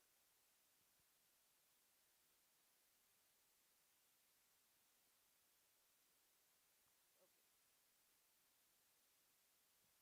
And the key impact of the study is to expand the masculinity studies in Indian literary discourse, because mainly in India we always portray the male as one of the villain or like something. We always consider as like the, we talk about it's a patriarchal society, but we never understood like why this society is molded in this way. And simplistic gender binaries, because whenever we are talking about a gender, we always categorize male as something negative one. And yeah, it's a contribute to the debates and representation and trauma, because it will help further so many debates and declamations. So my conclusion is like the masculinity in the hang woman is not stable dominance, because in the whole book we are shown that the male is always considered as a part of the dominance one. And because when it comes to a shift to a woman, we start saying that she is going through the trauma and all, but the reality is that the male is going through the trauma in the whole books. And the noose symbolizes both power and suffocation, because whenever we are talking about a particular gender, especially about a male, the noose over here is saying about a particular rope which is tied in a way that which will either, if it is getting more and more thicker, it will suffocate you. So if you are getting the power, you are also getting suffocated, because you have to maintain that lineage. And the novel redefined masculinity as a traumatized identity. Whole book is explain you about the how beautifully the trauma is explained in this book, and it explains about the human. So the executioner tries the news for the others, but the patriarchy has already tightened its grip around him. Thank you. So in this last thing, I want to say that even in the whole book or in the whole society, the executioner is newsing someone, but that role is already news that people, because they can't move out of their job, because that is one of the biggest trauma they are going through. It is they are fighting inside themselves. Thank you. Right. A wonderful presentation. Thank you, sir. I'm glad I enjoyed your presentation. I learned few things from your presentation. Sir, it's a privilege for me. I have simple question which is not related with your paper, but it is a general observation. As a woman, you have wrote about matriarchal domination. What is your opinion about the parameter which you wanted to set for the feminism? For an example, whenever we discuss about feminism, right now, even in the present days, so many women wanted to say that we are in need of feminism. Okay, yes, we are in need of feminism, but there should be a parameter, right? A few extent for few states or few particular places have been muchly highly developed in the aspect of all the genders and every other things. But as a woman, what is your opinion? What is the parameter which you wanted to set? Once if we reach this particular slab, when we reach to this particular height, we might able to say that we got empowered. Such a wonderful question, sir. I'm so happy to answer about this, because as I'm a woman, I can really answer about this, and this is my viewpoint. So,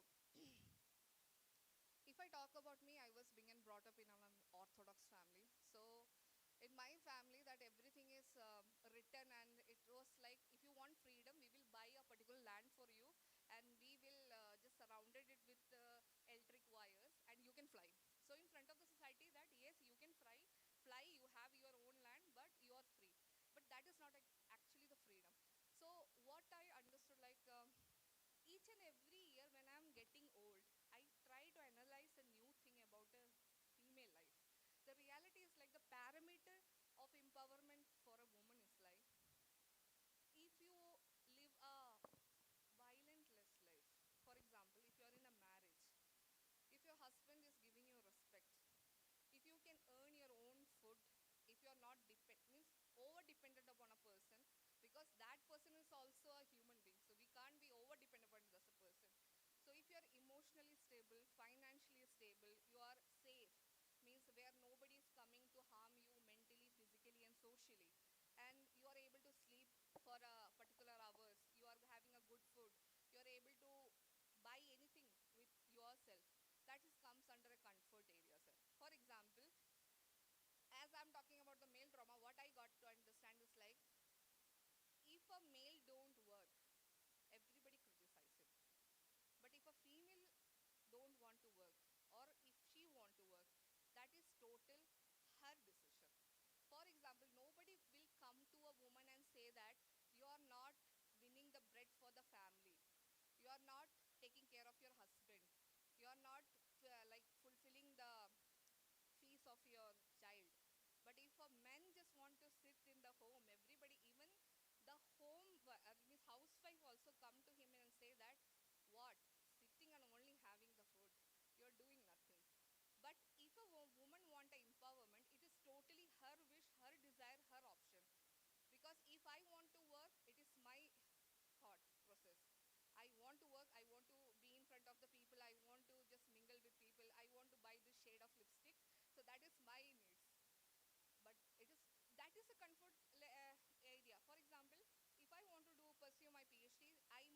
a particular, I don't have to ask permission from everyone because I'm doing a very good thing. So they will support me. They will tell me like, okay, do this, and I have to doing this.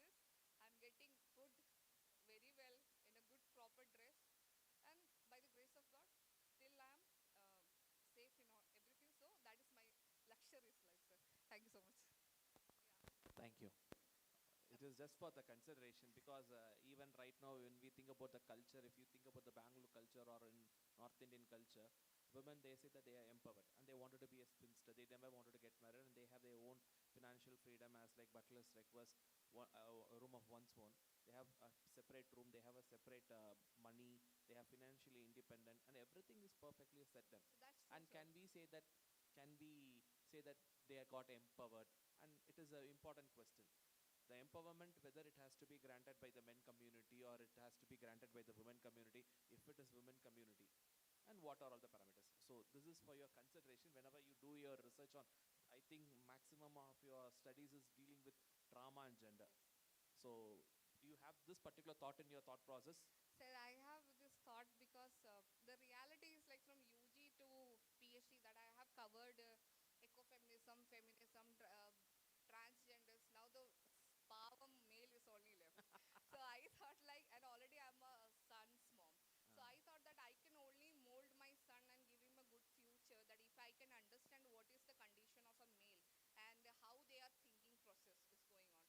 And one of the worst thing about the society is like nobody care about whether a male how he feel. If he cry, they say that they are you are over showing your emotions because but that is really a normal human behavior. If a woman cry, that's okay. If a man cry, that's a sin. It's not considered like. If everybody saying that I need feminism, feminism the meaning is that it's the equality. But the people don't getting what actually equality is. So it is not the concern that how the society is going. Yeah, thank you, sir. Thank you. Okay.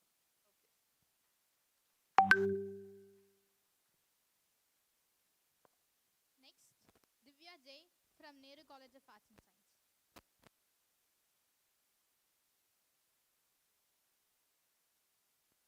I repeat, Divya J from Nehru College of Arts and Science to deliver the paper.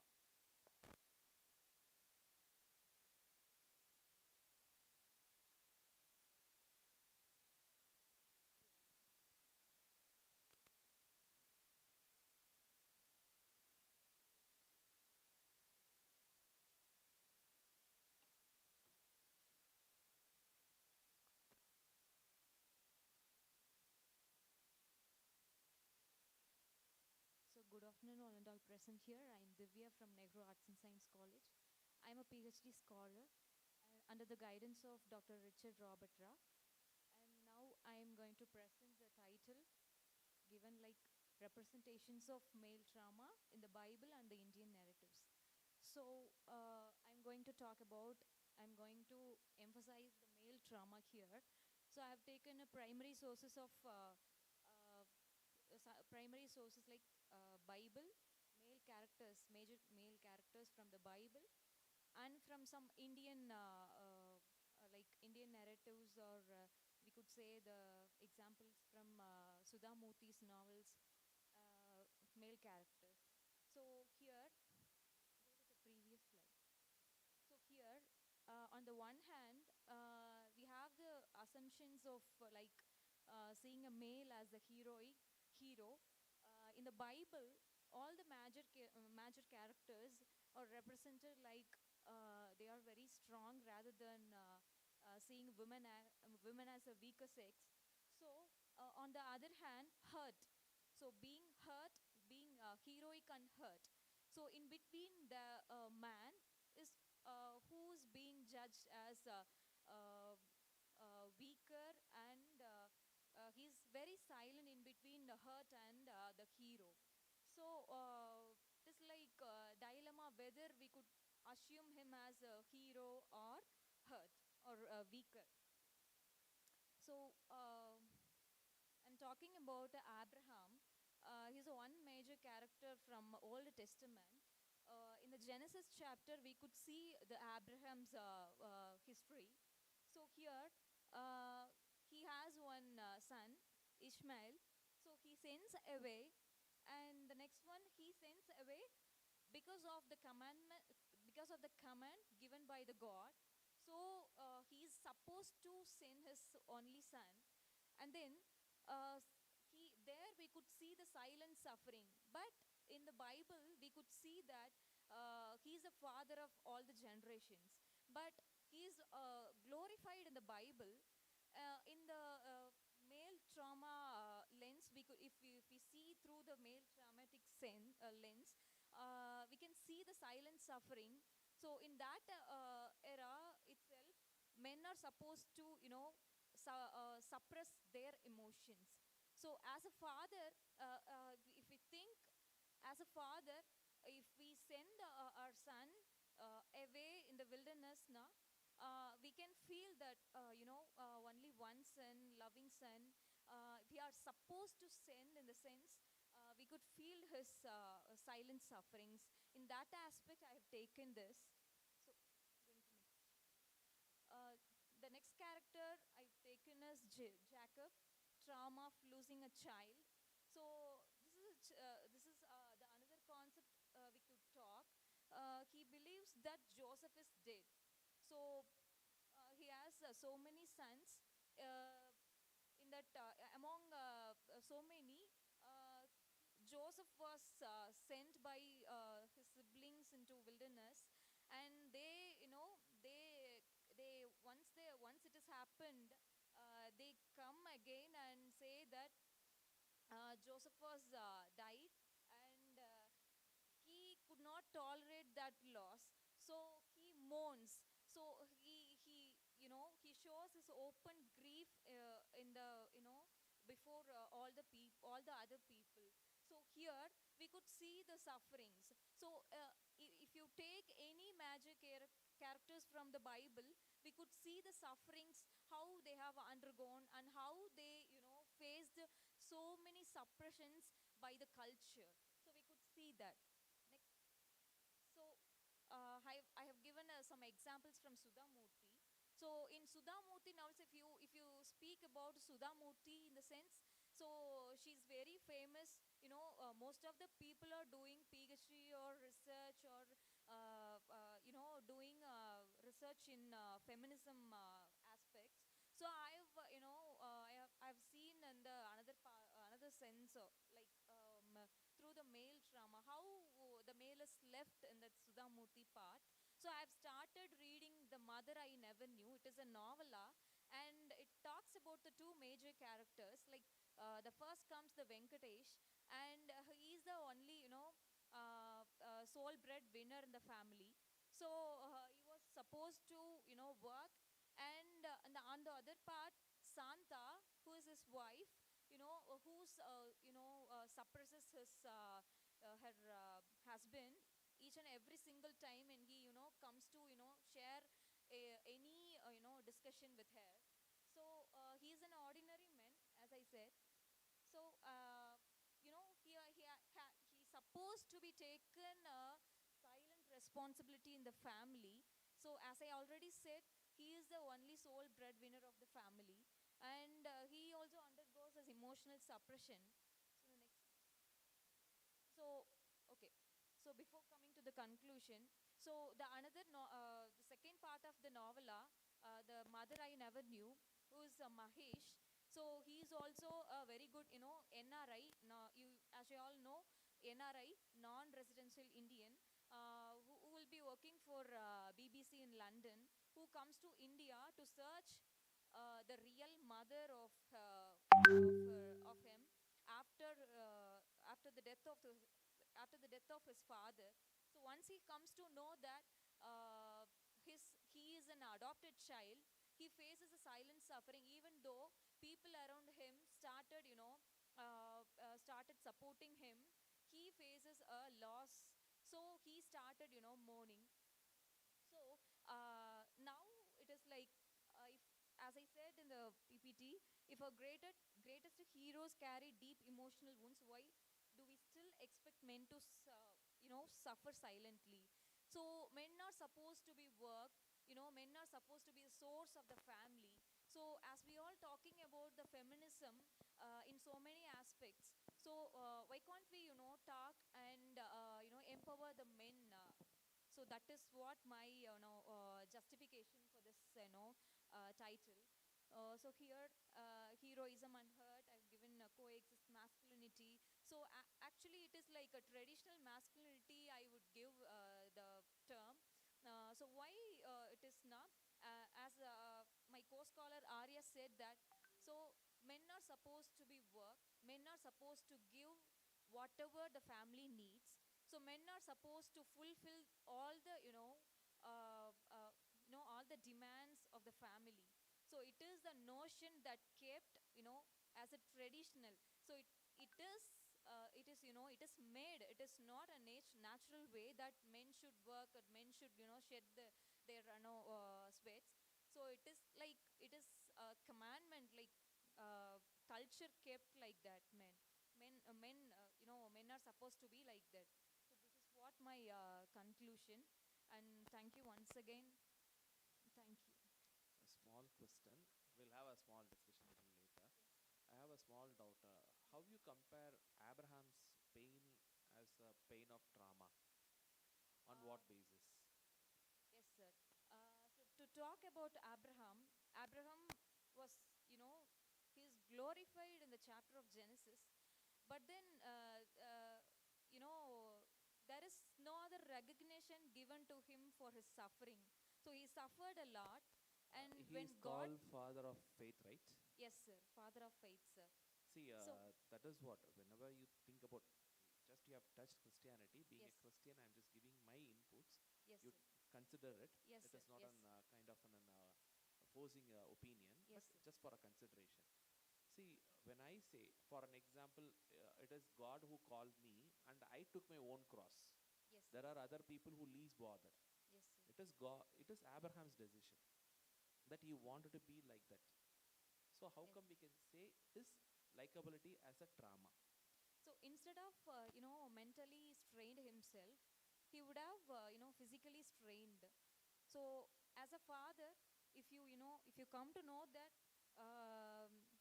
Abraham is a god of father of faith, so we could see that he sacrificed everything, he obeyed, and he followed whatever God wants him to do.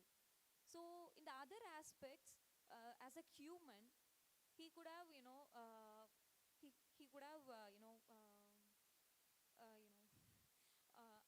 I don't have exact word to say about that particular pain, but then as a human, as a father, he would have the pain of losing some loved ones.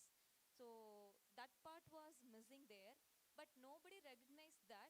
But at the last, he is recognized with the father of faith.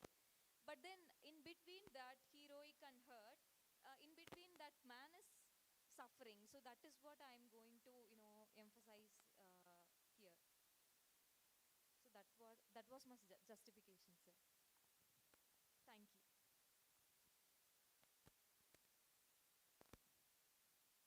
Next, I call upon Rexella from Nehru College of Arts and Science.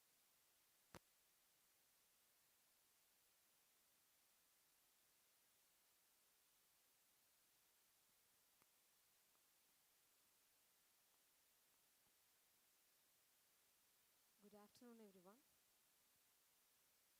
Today, I'm going to present a paper in the title Innocence in Exile, the Psychological Impact of War in Refugee Boy, written by Benjamin Zephania. My name is Rekshila. I'm PhD Research Scholar in Nehru Arts and Science College under the guidance of Dr. M. Richard Rabatra.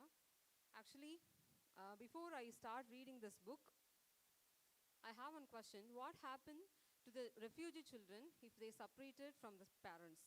I got the exact answer from this book. So I present a paper under this. Actually, in this story, the background of the conflict is Ethiopia and Eritrea. There is a political conflict between these two nations.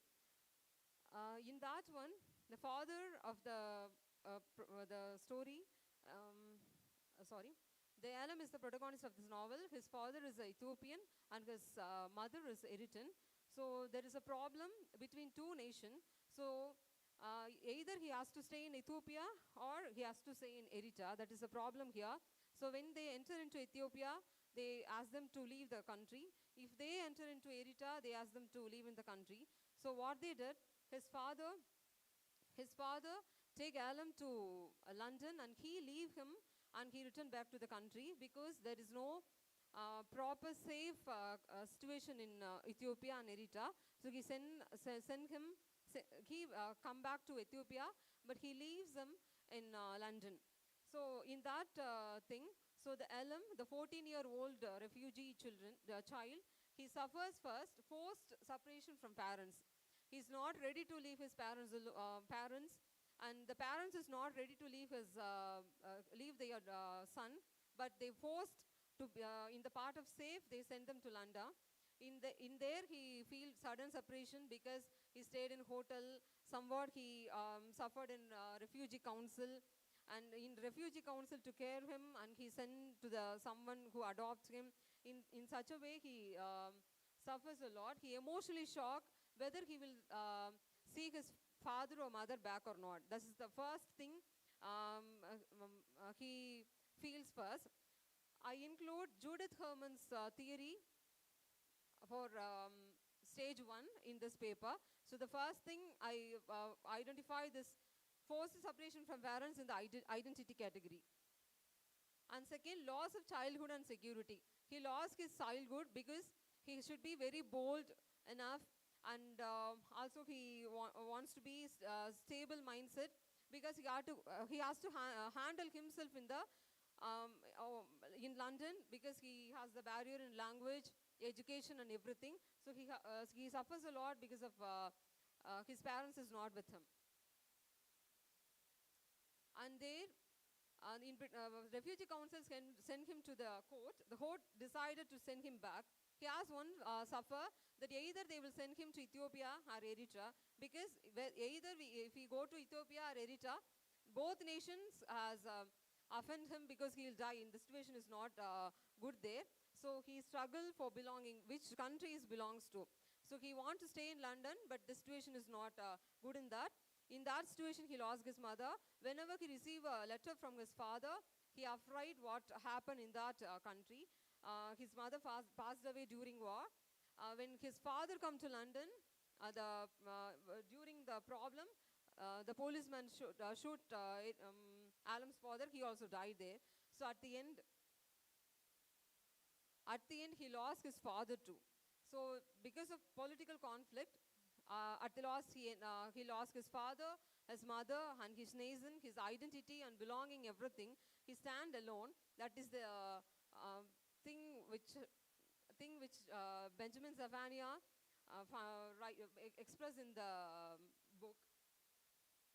And in the conclusion, in my part, if the war comes, at the end of the war, both nation will sign a peace thing and they will settle, but the loss is for the children. Though the male or female, they'll survive anyhow, but the children affect a lot because of war. So as in the novel, Alam, he suffered, he's lost parents, education, his childhood, and everything he lost. That is what is there. Then war may end in history books, but for the refugee children, it continues in memory. So your work, it is an excellent presentation. Congrats. You have chosen as a war drama. So in war, it's not a war, it's refugee children, how they suffer during war, because of war, how they suffer. I choose for my PhD for 5 different countries. So okay. This is the one of the countries. So you're discussing about refugee children. On what literary theory you're going to apply? Judith Herman, recovery, trauma and recovery theory. This paper is all about trauma. I didn't mention recovery because my work process is fine. I can understand, but in my opinion, you can consider about war trauma. There is a term called war trauma. Okay. If you can think about that particular aspect, one particular chapter you can dedicate for war trauma.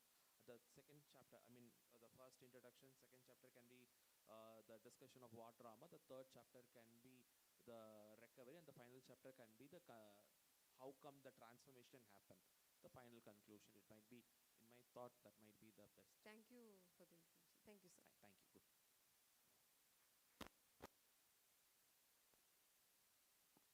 Next, Kavya from PSGR Christamal College for Women.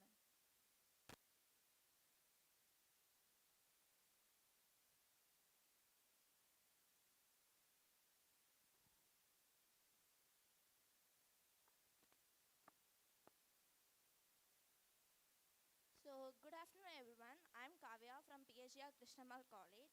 Today, I am here to present a paper titled Modern Dystopia, a Contemporary Rereading of Animal Farm and the Handmaid's Tale. Next slide, please. Okay, the word dystopia means bad place. The dystopian literature reflects socio-political anxieties. Literature always reflects society. Dystopian literature emerged as a response to the outbreak of world wars and the declining moral rate. This paper involves a critical analysis of Animal Farm and The Handmaid's Tale. In this paper, I have analyzed the themes of power, surveillance, cultural hegemony, using the theoretical lens of Michael Foucault and Antonio Gramsci. Okay, theoretical framework. Michael Foucault is a French thinker. In his book Discipline and Punished, which was published in 1975, he proposed theories about discipline, surveillance, and biopower. He proposed the idea that power does not rest with a single authority. It is decentralized. It is everywhere. It is operated through schools, prisons, hospitals, religious institutions. And power is not just repressive phenomena. It produces knowledge, discipline, and social norms. This kind of power produces docile bodies, which in turn, docile bodies are bodies which are easy to control and manipulate. Antonio Francesco Gramsci was an Italian Marxist philosopher, linguist, and politician. His main theory is cultural hegemony, which states that the dominant ideological always tries to subjugate the lower class and people with less power. Francisco Gramsci focused on the macro structural dimension of power, while Michael Foucault focused on the individual role in the power.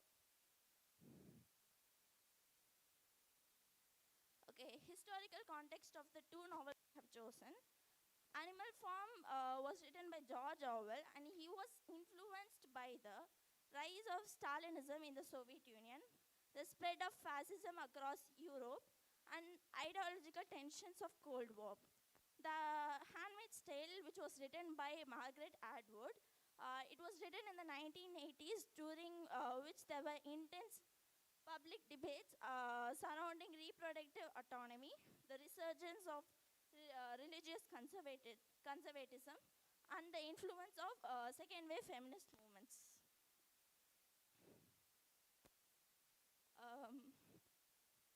The theories of power and corruption are discussed in Animal Farm.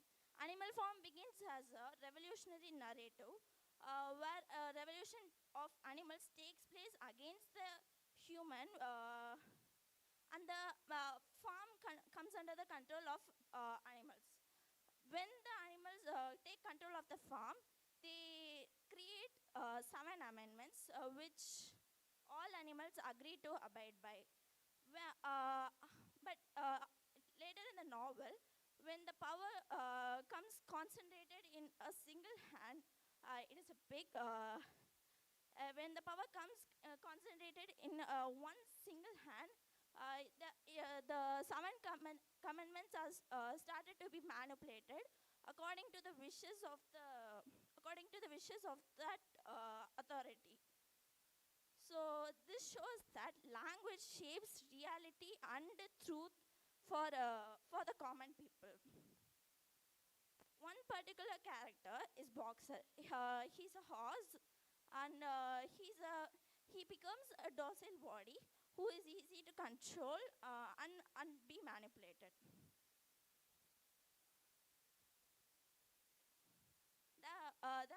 The Handmaid's Tale mainly talks about the body politics and biopower. In the Handmaid's Tale, women are made to be breeding machines solely for the purpose of reproduction.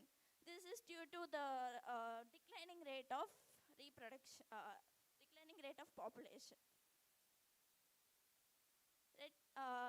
So the women are made to wear red garments and white bonnets. These serve as surveillance symbols rather than and this helps them to erase their identity, voice, and bodily autonomy. So when a handmaid is spotted in the street, it is always noted that they are under a constant surveillance. So so in the Handmaid's Tale, religion is also used as ideological control, especially the aunts. The aunts are people who teach the handmaids. So these aunts are the people who reinforce the ideologies of the Republic of Gilead. Comparative mechanisms of control. Though both the novels are written with the time space of 30 years, there are many themes that are totally similar. In both in Animal Farm, propaganda and gradual alteration of principle normalize class hierarchy. In Handmaid's Tale, religious rhetoric and gender ideology institutionalize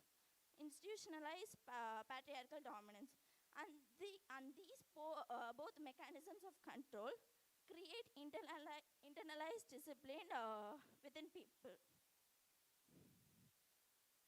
Contemporary relevance to these novels. Even though these novels are written long back in the 20th century, there can be themes which are still relevant to today. For example, digital surveillance and data tracking, biometric tracking, media shaping common sense, gradual normalization of control. So I'd like to conclude my paper by saying that these dystopian societies are not created in a day. It is developed through gradual process. So dystopian literature remains a warning that freedom erodes through normalization. Thank you. Wonderful presentation. You're doing your first MA, second BA. That's great. You have done a great job. One simple question. If you can answer, you can answer. Otherwise, you think it for your consideration. Do you know what you mean by utopian world? Do you have any idea of utopian world? Yes. Utopia is like where the society is very ideal, very perfect. The opposite of dystopia. Fine. Thank you.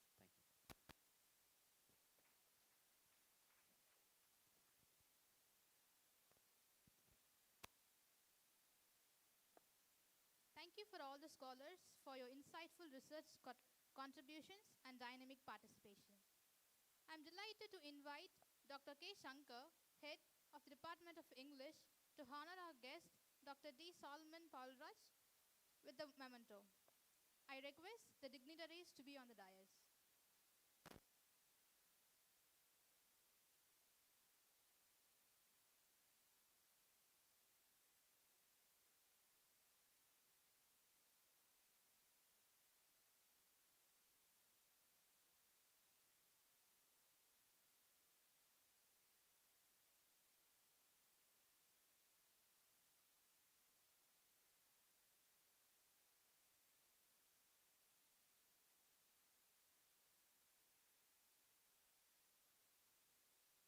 Thank you, sir.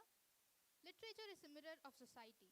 As we approach the concluding moments of this literary congregation, it is my honor to introduce our valedictory speaker, Dr. D. Solomon Paulraj, Assistant Professor of English at Krishna College of Arts and Science. Dr. Salman Palraj holds a PhD in English from Bharathiar University and brings over a decade of rich experience in teaching, research, and academic leadership. A TESOL certified educator, his areas of expertise include English language teaching, literature, pedagogy, AI in education, and critical thinking. He has numerous Scopus indexed publications, book chapters with international publishers such as Springer and Taylor and Francis, and has actively contributed to global academic collaborations and conferences.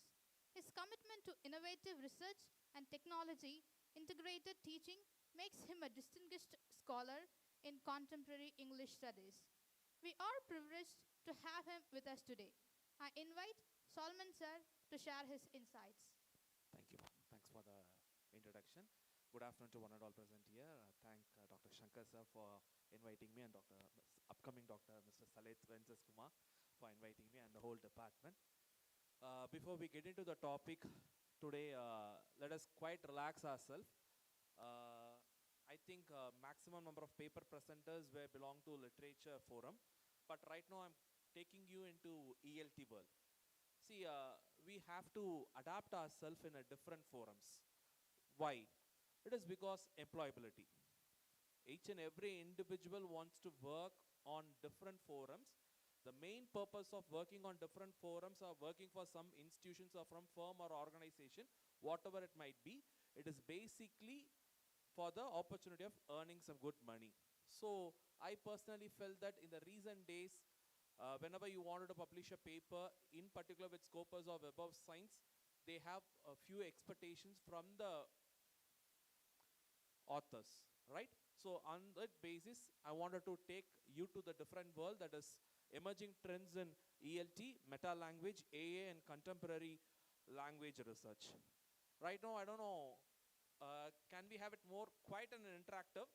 Very basic questions. How many of you use ChatGPT over here? ChatGPT use பண்ணுவன்றவங்கள எத்தனை பேர்? Right. Okay, thank you. How many of them are belong to English department? Can I see your hands? All of them belongs to you. Thanks. Superb. Right. Next time. Right. Before we start this lecture, as usual, whenever I take a class, I used to go with some questions. How many of you wanted to go to abroad? You have chosen English as your department. You have some dreams. You wanted to earn some good money. How many of you have planned to go to abroad? Free of cost. One. Free of cost la abroad. Swiss, London, US. Do you have any try? Right. I think I can see more than 10 hands. It's good. Right. Right now in the 2026, we are just changing the shift. Right. So the shift from method-based teaching to research-informed ecosystems, integration of linguistics in cognitive science and AI, data-driven pedagogy, and learner autonomy in digital environment. See, this is a very important thing. Very soon you are going to be a teacher somewhere in a school, or you wanted to be a teacher in a particular college. Whenever you go and teach a particular student, hereafter in coming years, in 2030, with the help of AI, you have to teach to every single individuals. You can't go and teach to the entire class. You have to give them the thoughts, you have to transfer the thoughts, your information to the particular students. Each and every individual student should get upgraded. That is a mandatory thing, right? So next slide. So when I choose this particular topic, I have given few important topics. The first one is meta language. I don't know how many of you are interested in Instagram. Instagram la எத்தனை பேருக்கு பிடிக்கும்? I wanted to be quite bilingual. I don't have to want to be bilingual, but still, to get your attention, I'm taking to bilingual. How many of you are interested in deal with Instagram? Can I see one more time? Sorry. நல்ல ஒரு கை தூக்குங்க பார்ப்போம். Instagram எனக்கு use பண்றது ரொம்ப பிடிக்கும்ன்றவங்க மட்டும் கை தூக்கு. Right. See, whenever you think about English research, there is one particular concept called micro learning. I don't know how many of you are aware about. Can I see hands? How many of you are aware about the term called micro learning? எனக்கு micro லேர்னிங்னா தெரியுன்றவங்க கை தூக்குங்க பாப்போம். Fine. Micro learning is very simple, where you can learn a particular thought for within 60 seconds. Within a minute, you can learn a particular thought. Right now, we are living in a meta world, in a meta era. Hereafter, giving a lecture for 45 minutes or 60 minutes, it's not going to be a big thing. The people or the student are not going to listen with you. So automatically, in the present day, whenever you wanted to teach a language, whenever you wanted to understand a particular language, you have to adapt, you have to take over a particular thought of conscious. So in that particular concept, we are going with meta language. The first thing is we are going with micro learning, right? So it is explicit awareness of linguistic terminology. There are multiple terminologies are there. You have to understand all these terminologies. For an example, right now you would have learned about abbreviations. ASAP. What do you mean by ASAP? As soon as possible. FYI, for your information. See, like these, coming days, the languages keep on evolving into a new thing, right? We are breaking the old traditional clutches. There is no more a traditional cultures, right? For an example, earlier in your school education, in your BA, you would have learned the grammar paper. In 2030, when you sit and try to read a grammar paper, there won't be any grammar paper because AA would have easily closed all your grammar papers. We'll be focusing on how to use an AI, how to get ideas from AI, how to get a good prompt. Right now, in English, we are planning, Krishna is planning for designing one particular paper called Prompt Engineering with Language for English students. So we are going in an advanced phase with languages. So that is what? Grammar meaning making resources, meta pragmatic awareness and discourse, the students to talk about language. You have to talk about, you have to get a lot of thoughts with your language. Next slide. Right? So meta language in practice. So teaching course markers explicitly. See, whenever you think about teaching to a particular student, as I mentioned that this is particularly ELT, if it is literature, I would have given you multiple stories. நிறைய கதை சொல்லி கொடுத்துருக்கலாம். So இப்படிலாம் இந்த கதை இப்படிலாம் போகுது அப்படின்னு சொல்லியிருந்தா நீங்கள் கேட்குற கொஞ்சம் இன்ட்ரெஸ்டிங்காக இருந்திருக்கும். But this particular core ideas will get you good papers, and this particular core idea will get you good opportunities. Before we get into it, இன்னும் கொஞ்சம் நான் சொல்கிறதுக்கு முன்னாடி I'll give you one simple example. Right now, across the world, apart from India, apart from Asian countries, other Western countries are in need of postgraduates and postdoctorates. Doctorates, postdoctorates, and postgraduates. And every university is ready to spend minimum 30 lakhs on you, free of cost. If you use your LinkedIn properly, if you can have the access of getting into a global thing, automatically you are in a wanted place, right? See, this is a very simple thought, but whenever you work on it, you might be able to achieve it. Seriya? Right. So teaching discourse markers explicitly, gender-based pedagogy. See, there are, as we were discussing about, for men, you have to teach in a different style. For a woman, you have to teach in a different style. And more important, we have to be neutral whenever think about gender. You can't use the word, for an example, I don't know how many of you are aware about, right now we learned a paper on Bible and human understanding. In recent days, in theological colleges, they are trying to preach us, oh Father in heaven, that is the word we use in whenever we say a prayer. Over there, they are trying to say, instead of father, they want us to use the word parent. How come you generalize, or how come you say that this God belongs to this particular gender? Do we have any evidence? Because whenever we see God, the God will have in a son of light or in a different form. So we can't confine God into a gender. They are asking us to think in a different way. So they are asking us to call it in the form of a parent. So your gender is more important. The next one is corpus informed. Corpus informed is nothing but data-based works. I don't know how many of your class members can able to understand grammar. I don't know how many of them are able to understand articles. Whenever you go to go to a class, and if you're going to teach articles in your particular class, first you have to give them a pre-test. The pre-test is you should give them basic questions, and then with the basic questions you should create a curiosity with the thought process of that particular individual student.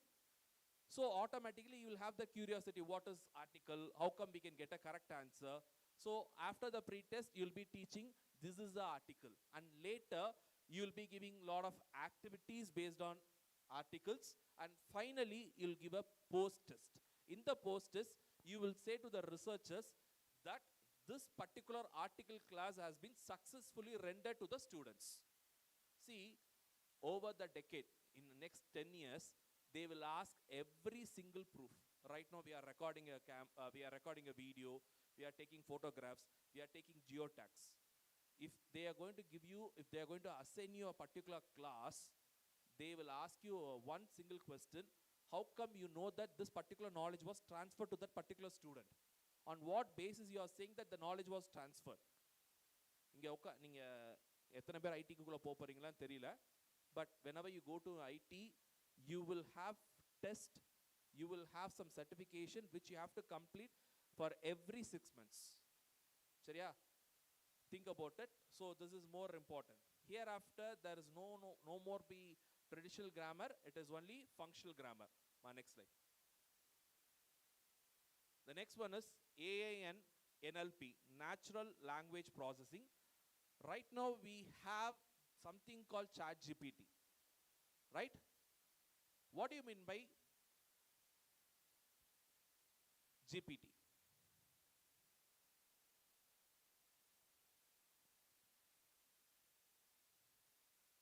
Pardon? Generated prompt la உங்க கூகுள்ல இருக்கு இல்லையா, search பண்ணீங்கன்னா கூட கிடைக்கும். Generative pre-trained, கடைசி ஒன்று என்ன சார்?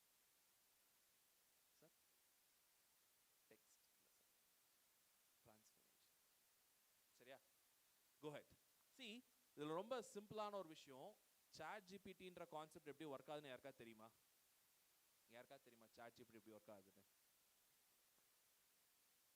இன்னைக்கு மதியானம் நீங்கள் ஒரு போயம் உள்ள கொடுக்குறீங்க, ஐ நீட் அன் அனாலிசிஸ்ன்னு. அந்த அனாலிசிஸில் இருக்கக்கூடிய வேர்டுக்கு ஏற்ற மாதிரி அதை அண்டர்ஸ்டாண்ட் பண்ணி it will give you an answer. இப்போ நீங்கள் அந்த போயமை நெக்ஸ்ட் 30 டேஸுக்கு அந்த போயமை யாருமே அப்லோட் பண்ணலன்னா ChatGPT can't get the idea of what is that is there in the poem. நம்ம எங்கேயோ ஒரு கார்னர் ஆஃப் த வேர்ல்ட்ல இருந்து யாரோ ஒருத்தர் they upload a particular paper and they ask a reference. So we are feeding the information, and that is what we call it as large language models. இது எதுக்காக sir? See, upcoming daysல your research will be focused on only all these things.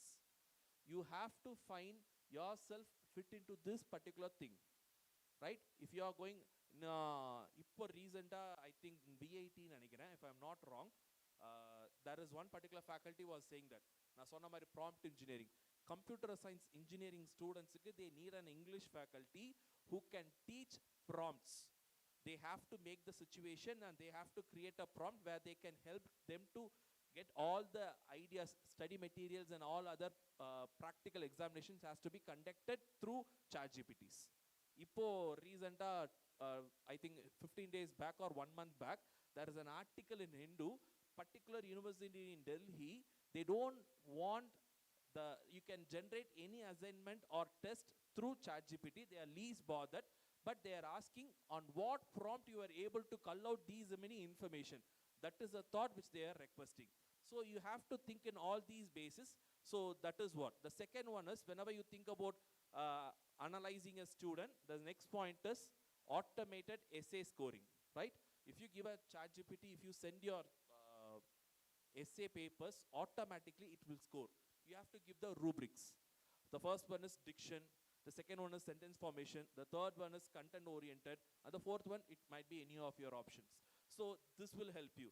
The next one is speech recognition for pronunciation training. If you have a premium ChatGPT or I think Perplexity and so many other AIs, where it will help you to train you through language. See, the era of literature is always there. But even in the era of literature, they are asking some good datas. If you are going to do a research on literature, they are asking how come you got this particular idea? Who are all the people are ready to authorize it? You can't just say that these are the ideas, this is my own opinion. Your own opinion will not be accepted in a public forum. It can be accepted by 2 or 3 individuals. Whenever you go for a publication, in particular with Scopus, or whenever you wanted to go abroad, you have to think in a larger scale. So this is the next one, is adaptive learning algorithms. If you ask, I don't know how many of you are aware about the other term called TBLT. Have you heard about the term? TBLT na onnum periya vishayala illa, task based language teaching, right? TBLT. So whenever you go to a class, right now, I don't know how many of your brother or sister is studying in GD Naidu. GD Naidu is coming up with some different kind of a pattern. Each and every day they are going with some task. And the school task based language teach pandran. So those are the things. So these are adaptive learning algorithms. Next one. So these are the things which we have already discussed about it. Next. So you have to get AI generated feedbacks. You train AI, right? You train AI. If you have a ChatGPT, in the ChatGPT, if you have a premium version, in the side, in the left side, you will have one thing called personalization. And if you go and give a particular prompt on the personalization, if you think that, for an example, citations you wanted to write a research paper, you wanted to complete an assignment, you wanted to learn German, you wanted to learn French, you can say, I am a beginner in French. Hereafter, whatever it might be, let me learn something in French. You give me some tips each and every day. Whenever I do a search in ChatGPT, you give me the answers in French, where I give me answers in French and English, so that I can learn French. Automatically, from the next moment, it will start giving you in 2 bilingual, French as well as in English. See, that is how we can improvise our knowledge. That is how we can be more competitive in this competitive world. Next. The next one is multimodal digital literacy. I don't know how many of you are highly aware about right now in Leeds, if I'm not wrong. I forgot it. I'll give you the professor. We recently had a conference in Krishna. He presented in VR, virtual reality. Right now, we speak about Homer's Iliad and so many other works. Naraya works நம்ம நிறைய படிச்சிருப்போம். மகாபாரதம், ராமாயணம்லாம் படிக்கிறோம் இல்லையா? எல்லாத்தையுமே நம்ம விஷுவலைஸ்டா எப்படி இருக்குன்றது பார்க்கிறதுக்கான work. So that is how multimodal digital literacy, that is text, image and audio integration.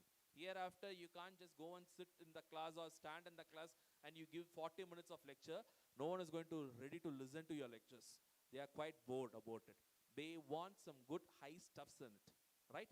So these are the things. And video essays and digital storytelling and semiotic awareness, multimodal discourse analysis in ELT. Next. The last one is global English research, lingua franca.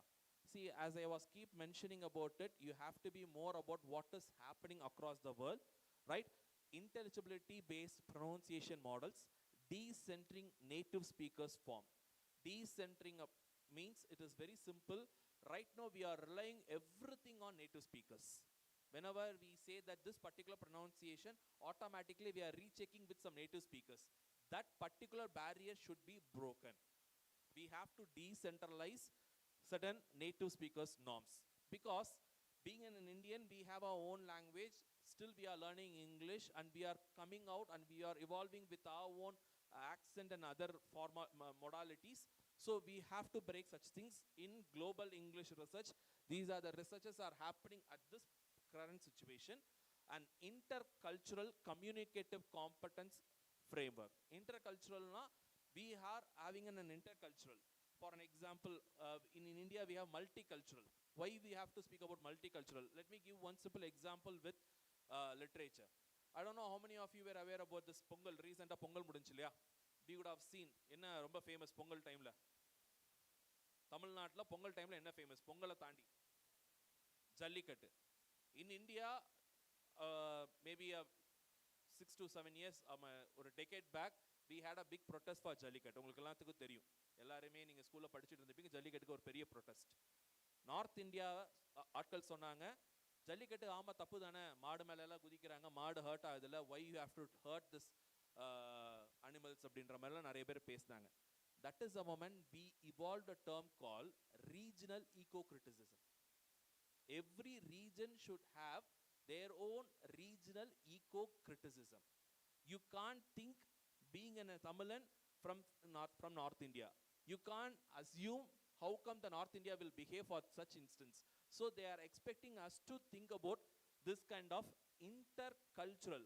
So whenever you teach language, you have to be more sure. இந்த இடத்துல Raju Ramu it's perfectly fine. கோயம்புத்தூர்ல தமிழ்நாட்டில் வந்துட்டு நான் ராம் குப்தா, நான் சங்கர் குப்தான்னு சொன்னால் யாரும் accept பண்ண மாட்டாங்க. That is entirely different. So ஒவ்வொரு கல்ச்சுரல்லையுமே in your language when you learn, you have to make them own it.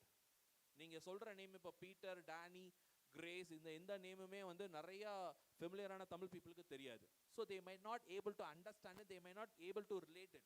So this intercultural communicative competence are also more important, right? Next. Already we spoke about it, dynamics of bilingualism. See, we can speak bilingual. Right now we were doing a research. Myself and one another professor is doing a research. In that particular research, if you go for an example, if I get a volunteer, I might able to give you an example. Just imagine within your own thought process, from morning till now what you have done. உங்களுக்குலாம் narrate பண்ணி பாருங்க, காலையிலிருந்து இப்போ வரைக்கும் என்னென்னலாம் பண்ணீங்க. How many English words you are using? Morning எந்திரிச்சேன், காலையில் எந்திரிச்சேன்னு கூட வச்சுக்கோங்க, ரெஸ்ட் ரூம் யூஸ் பண்ணேன், mug, bucket, soap, brush, paste, charger, phone, notifications, reply, bus, bike, stand, college, books, class, every single word whatever we are using is almost we are using in English. But the connectors we are using it in Tamil. ஆனால் நம்ம சொல்லுவோம், sir English தெரியாது sir, I can't speak in English. But the problem is, this is the problem, dynamic bilingualism theory. Automatically, if you keep listening lot of things, automatically you can learn a theory. Recently, I have MA student, she got placed in Zoho. She is a good student. ஒரு அவங்கள பற்றின ஒரு பெஸ்ட்டான விஷயம், ரீசெண்டாக I was talking with her for a project. She said that, sir, I know Korean. அப்படின்னு சொன்னாங்க. எப்படிமா உனக்கு கொரியன் தெரியும்னா, just by seeing some Korean series, she was able to learn Korean. There are people who can learn, they can understand, they can enhance themselves in this competitive world. Those are the things. சரியா? The next one is cognitive flexibility research. Already we have discussed about it. Identity negotiation and multilingual spaces. You know, multilingual, we have multilingual issues, and over here we are teaching English, which will be a difficult. We have to find the solution for it. That is what translanguational and pedagogical translanguageal strategies. Already இது STN இருந்துச்சு, situational translational approach ஒன்று இருந்துச்சு. We have upgraded it and we have done it. சரியா? Right, next. So the last topic which I wanted to, with this topic I wanted to wind it up. Whatever you do, you have to go with data driven. If you are not going and doing anything without a data, automatically your eligibility will not work. இன்னைக்கு there is a political season, we have an election in the near future. சரியா? இன்னும் 2 மாசத்துல we are going to face an election. இன்னைக்கு ஒவ்வொரு பார்ட்டியும் they have their own campaign strategies. The campaign strategies are made through an data. They believe they have collected the data. They believe this particular strategy will work with this particular data. நீங்க இவங்களுக்கு தான் ஓட்டு போடுவீங்கன்னா அவங்க ஒரு data எடுத்து வச்சிருக்காங்க. Data இல்லாம you can't do a research, right? So that is what lexical pattern, students in corpora, concordance line analysis, இதெல்லாமே இந்த இன்னொரு time whenever we have time we'll discuss it. Thank you. Thank you, sir, for your thoughtful and inspiring concluding remarks. Now we arrive at the much awaited moment, recognizing and appreciating the scholarly contribution of our paper presenters. May I request our esteemed guest, Dr. D. Salomon Paulraj, to distribute the certificates to the presenters.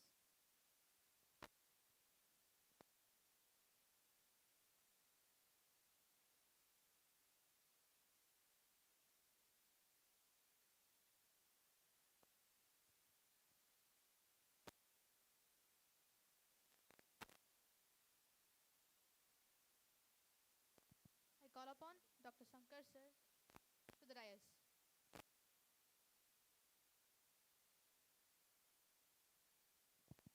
I invite Arya MS from Nehru College of Arts and Science to the dais.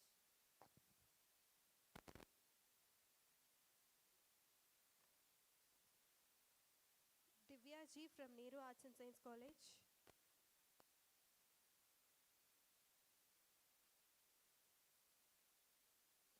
Rex Chella from Nehru Arts and Science College.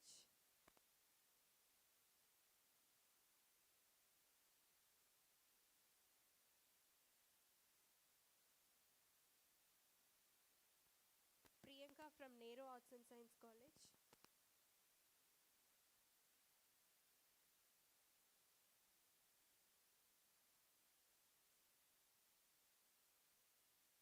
And Kavya from PSDR Krishnamon.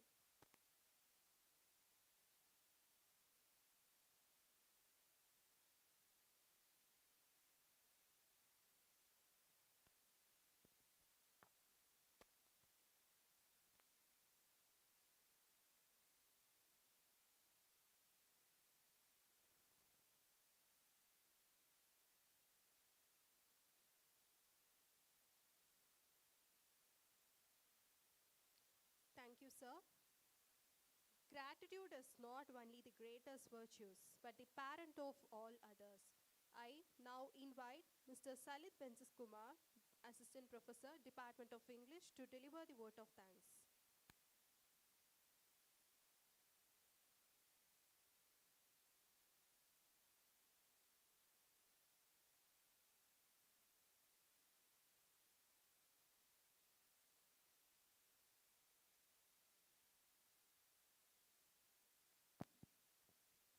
Good evening to one and all. It's my proud privilege to propose the vote of thanks for today's National Conference on Novel Approaches and Challenges in Literature, Language and Education. First and foremost, I express my heartfelt gratitude to our respected CEO and Secretary and our Principal, our Vice Principal and Dean Research and Development and Dean School of Fine Arts for their unwavering support to the Department of English. I extend my deep gratitude to our distinguished speakers, Dr. Premalada S.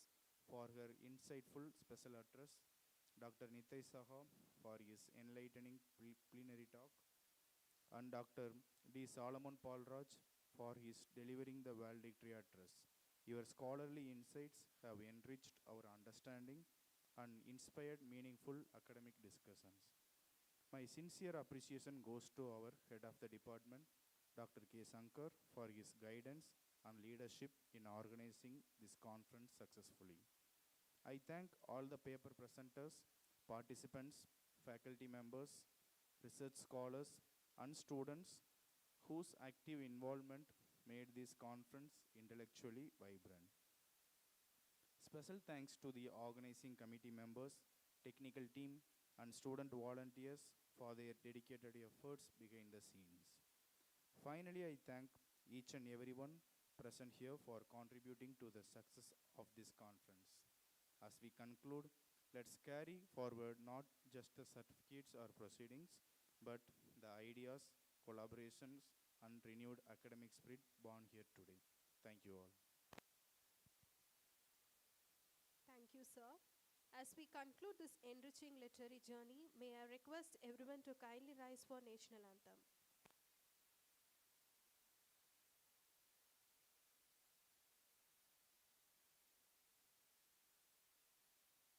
जनगण मन अधिनायक जय हे भारत भाग्य विधाता पंजाब सिंध गुजरात मराठा द्राविड उत्कल बंगा Vindhya Himachal Yamuna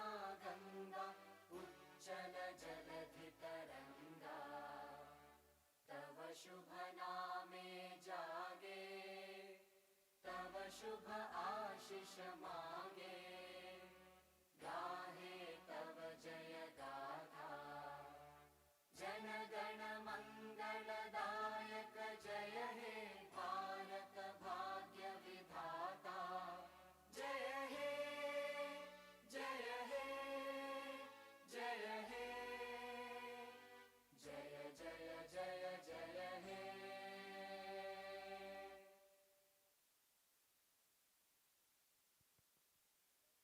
Students are requested to stay back for 5 minutes.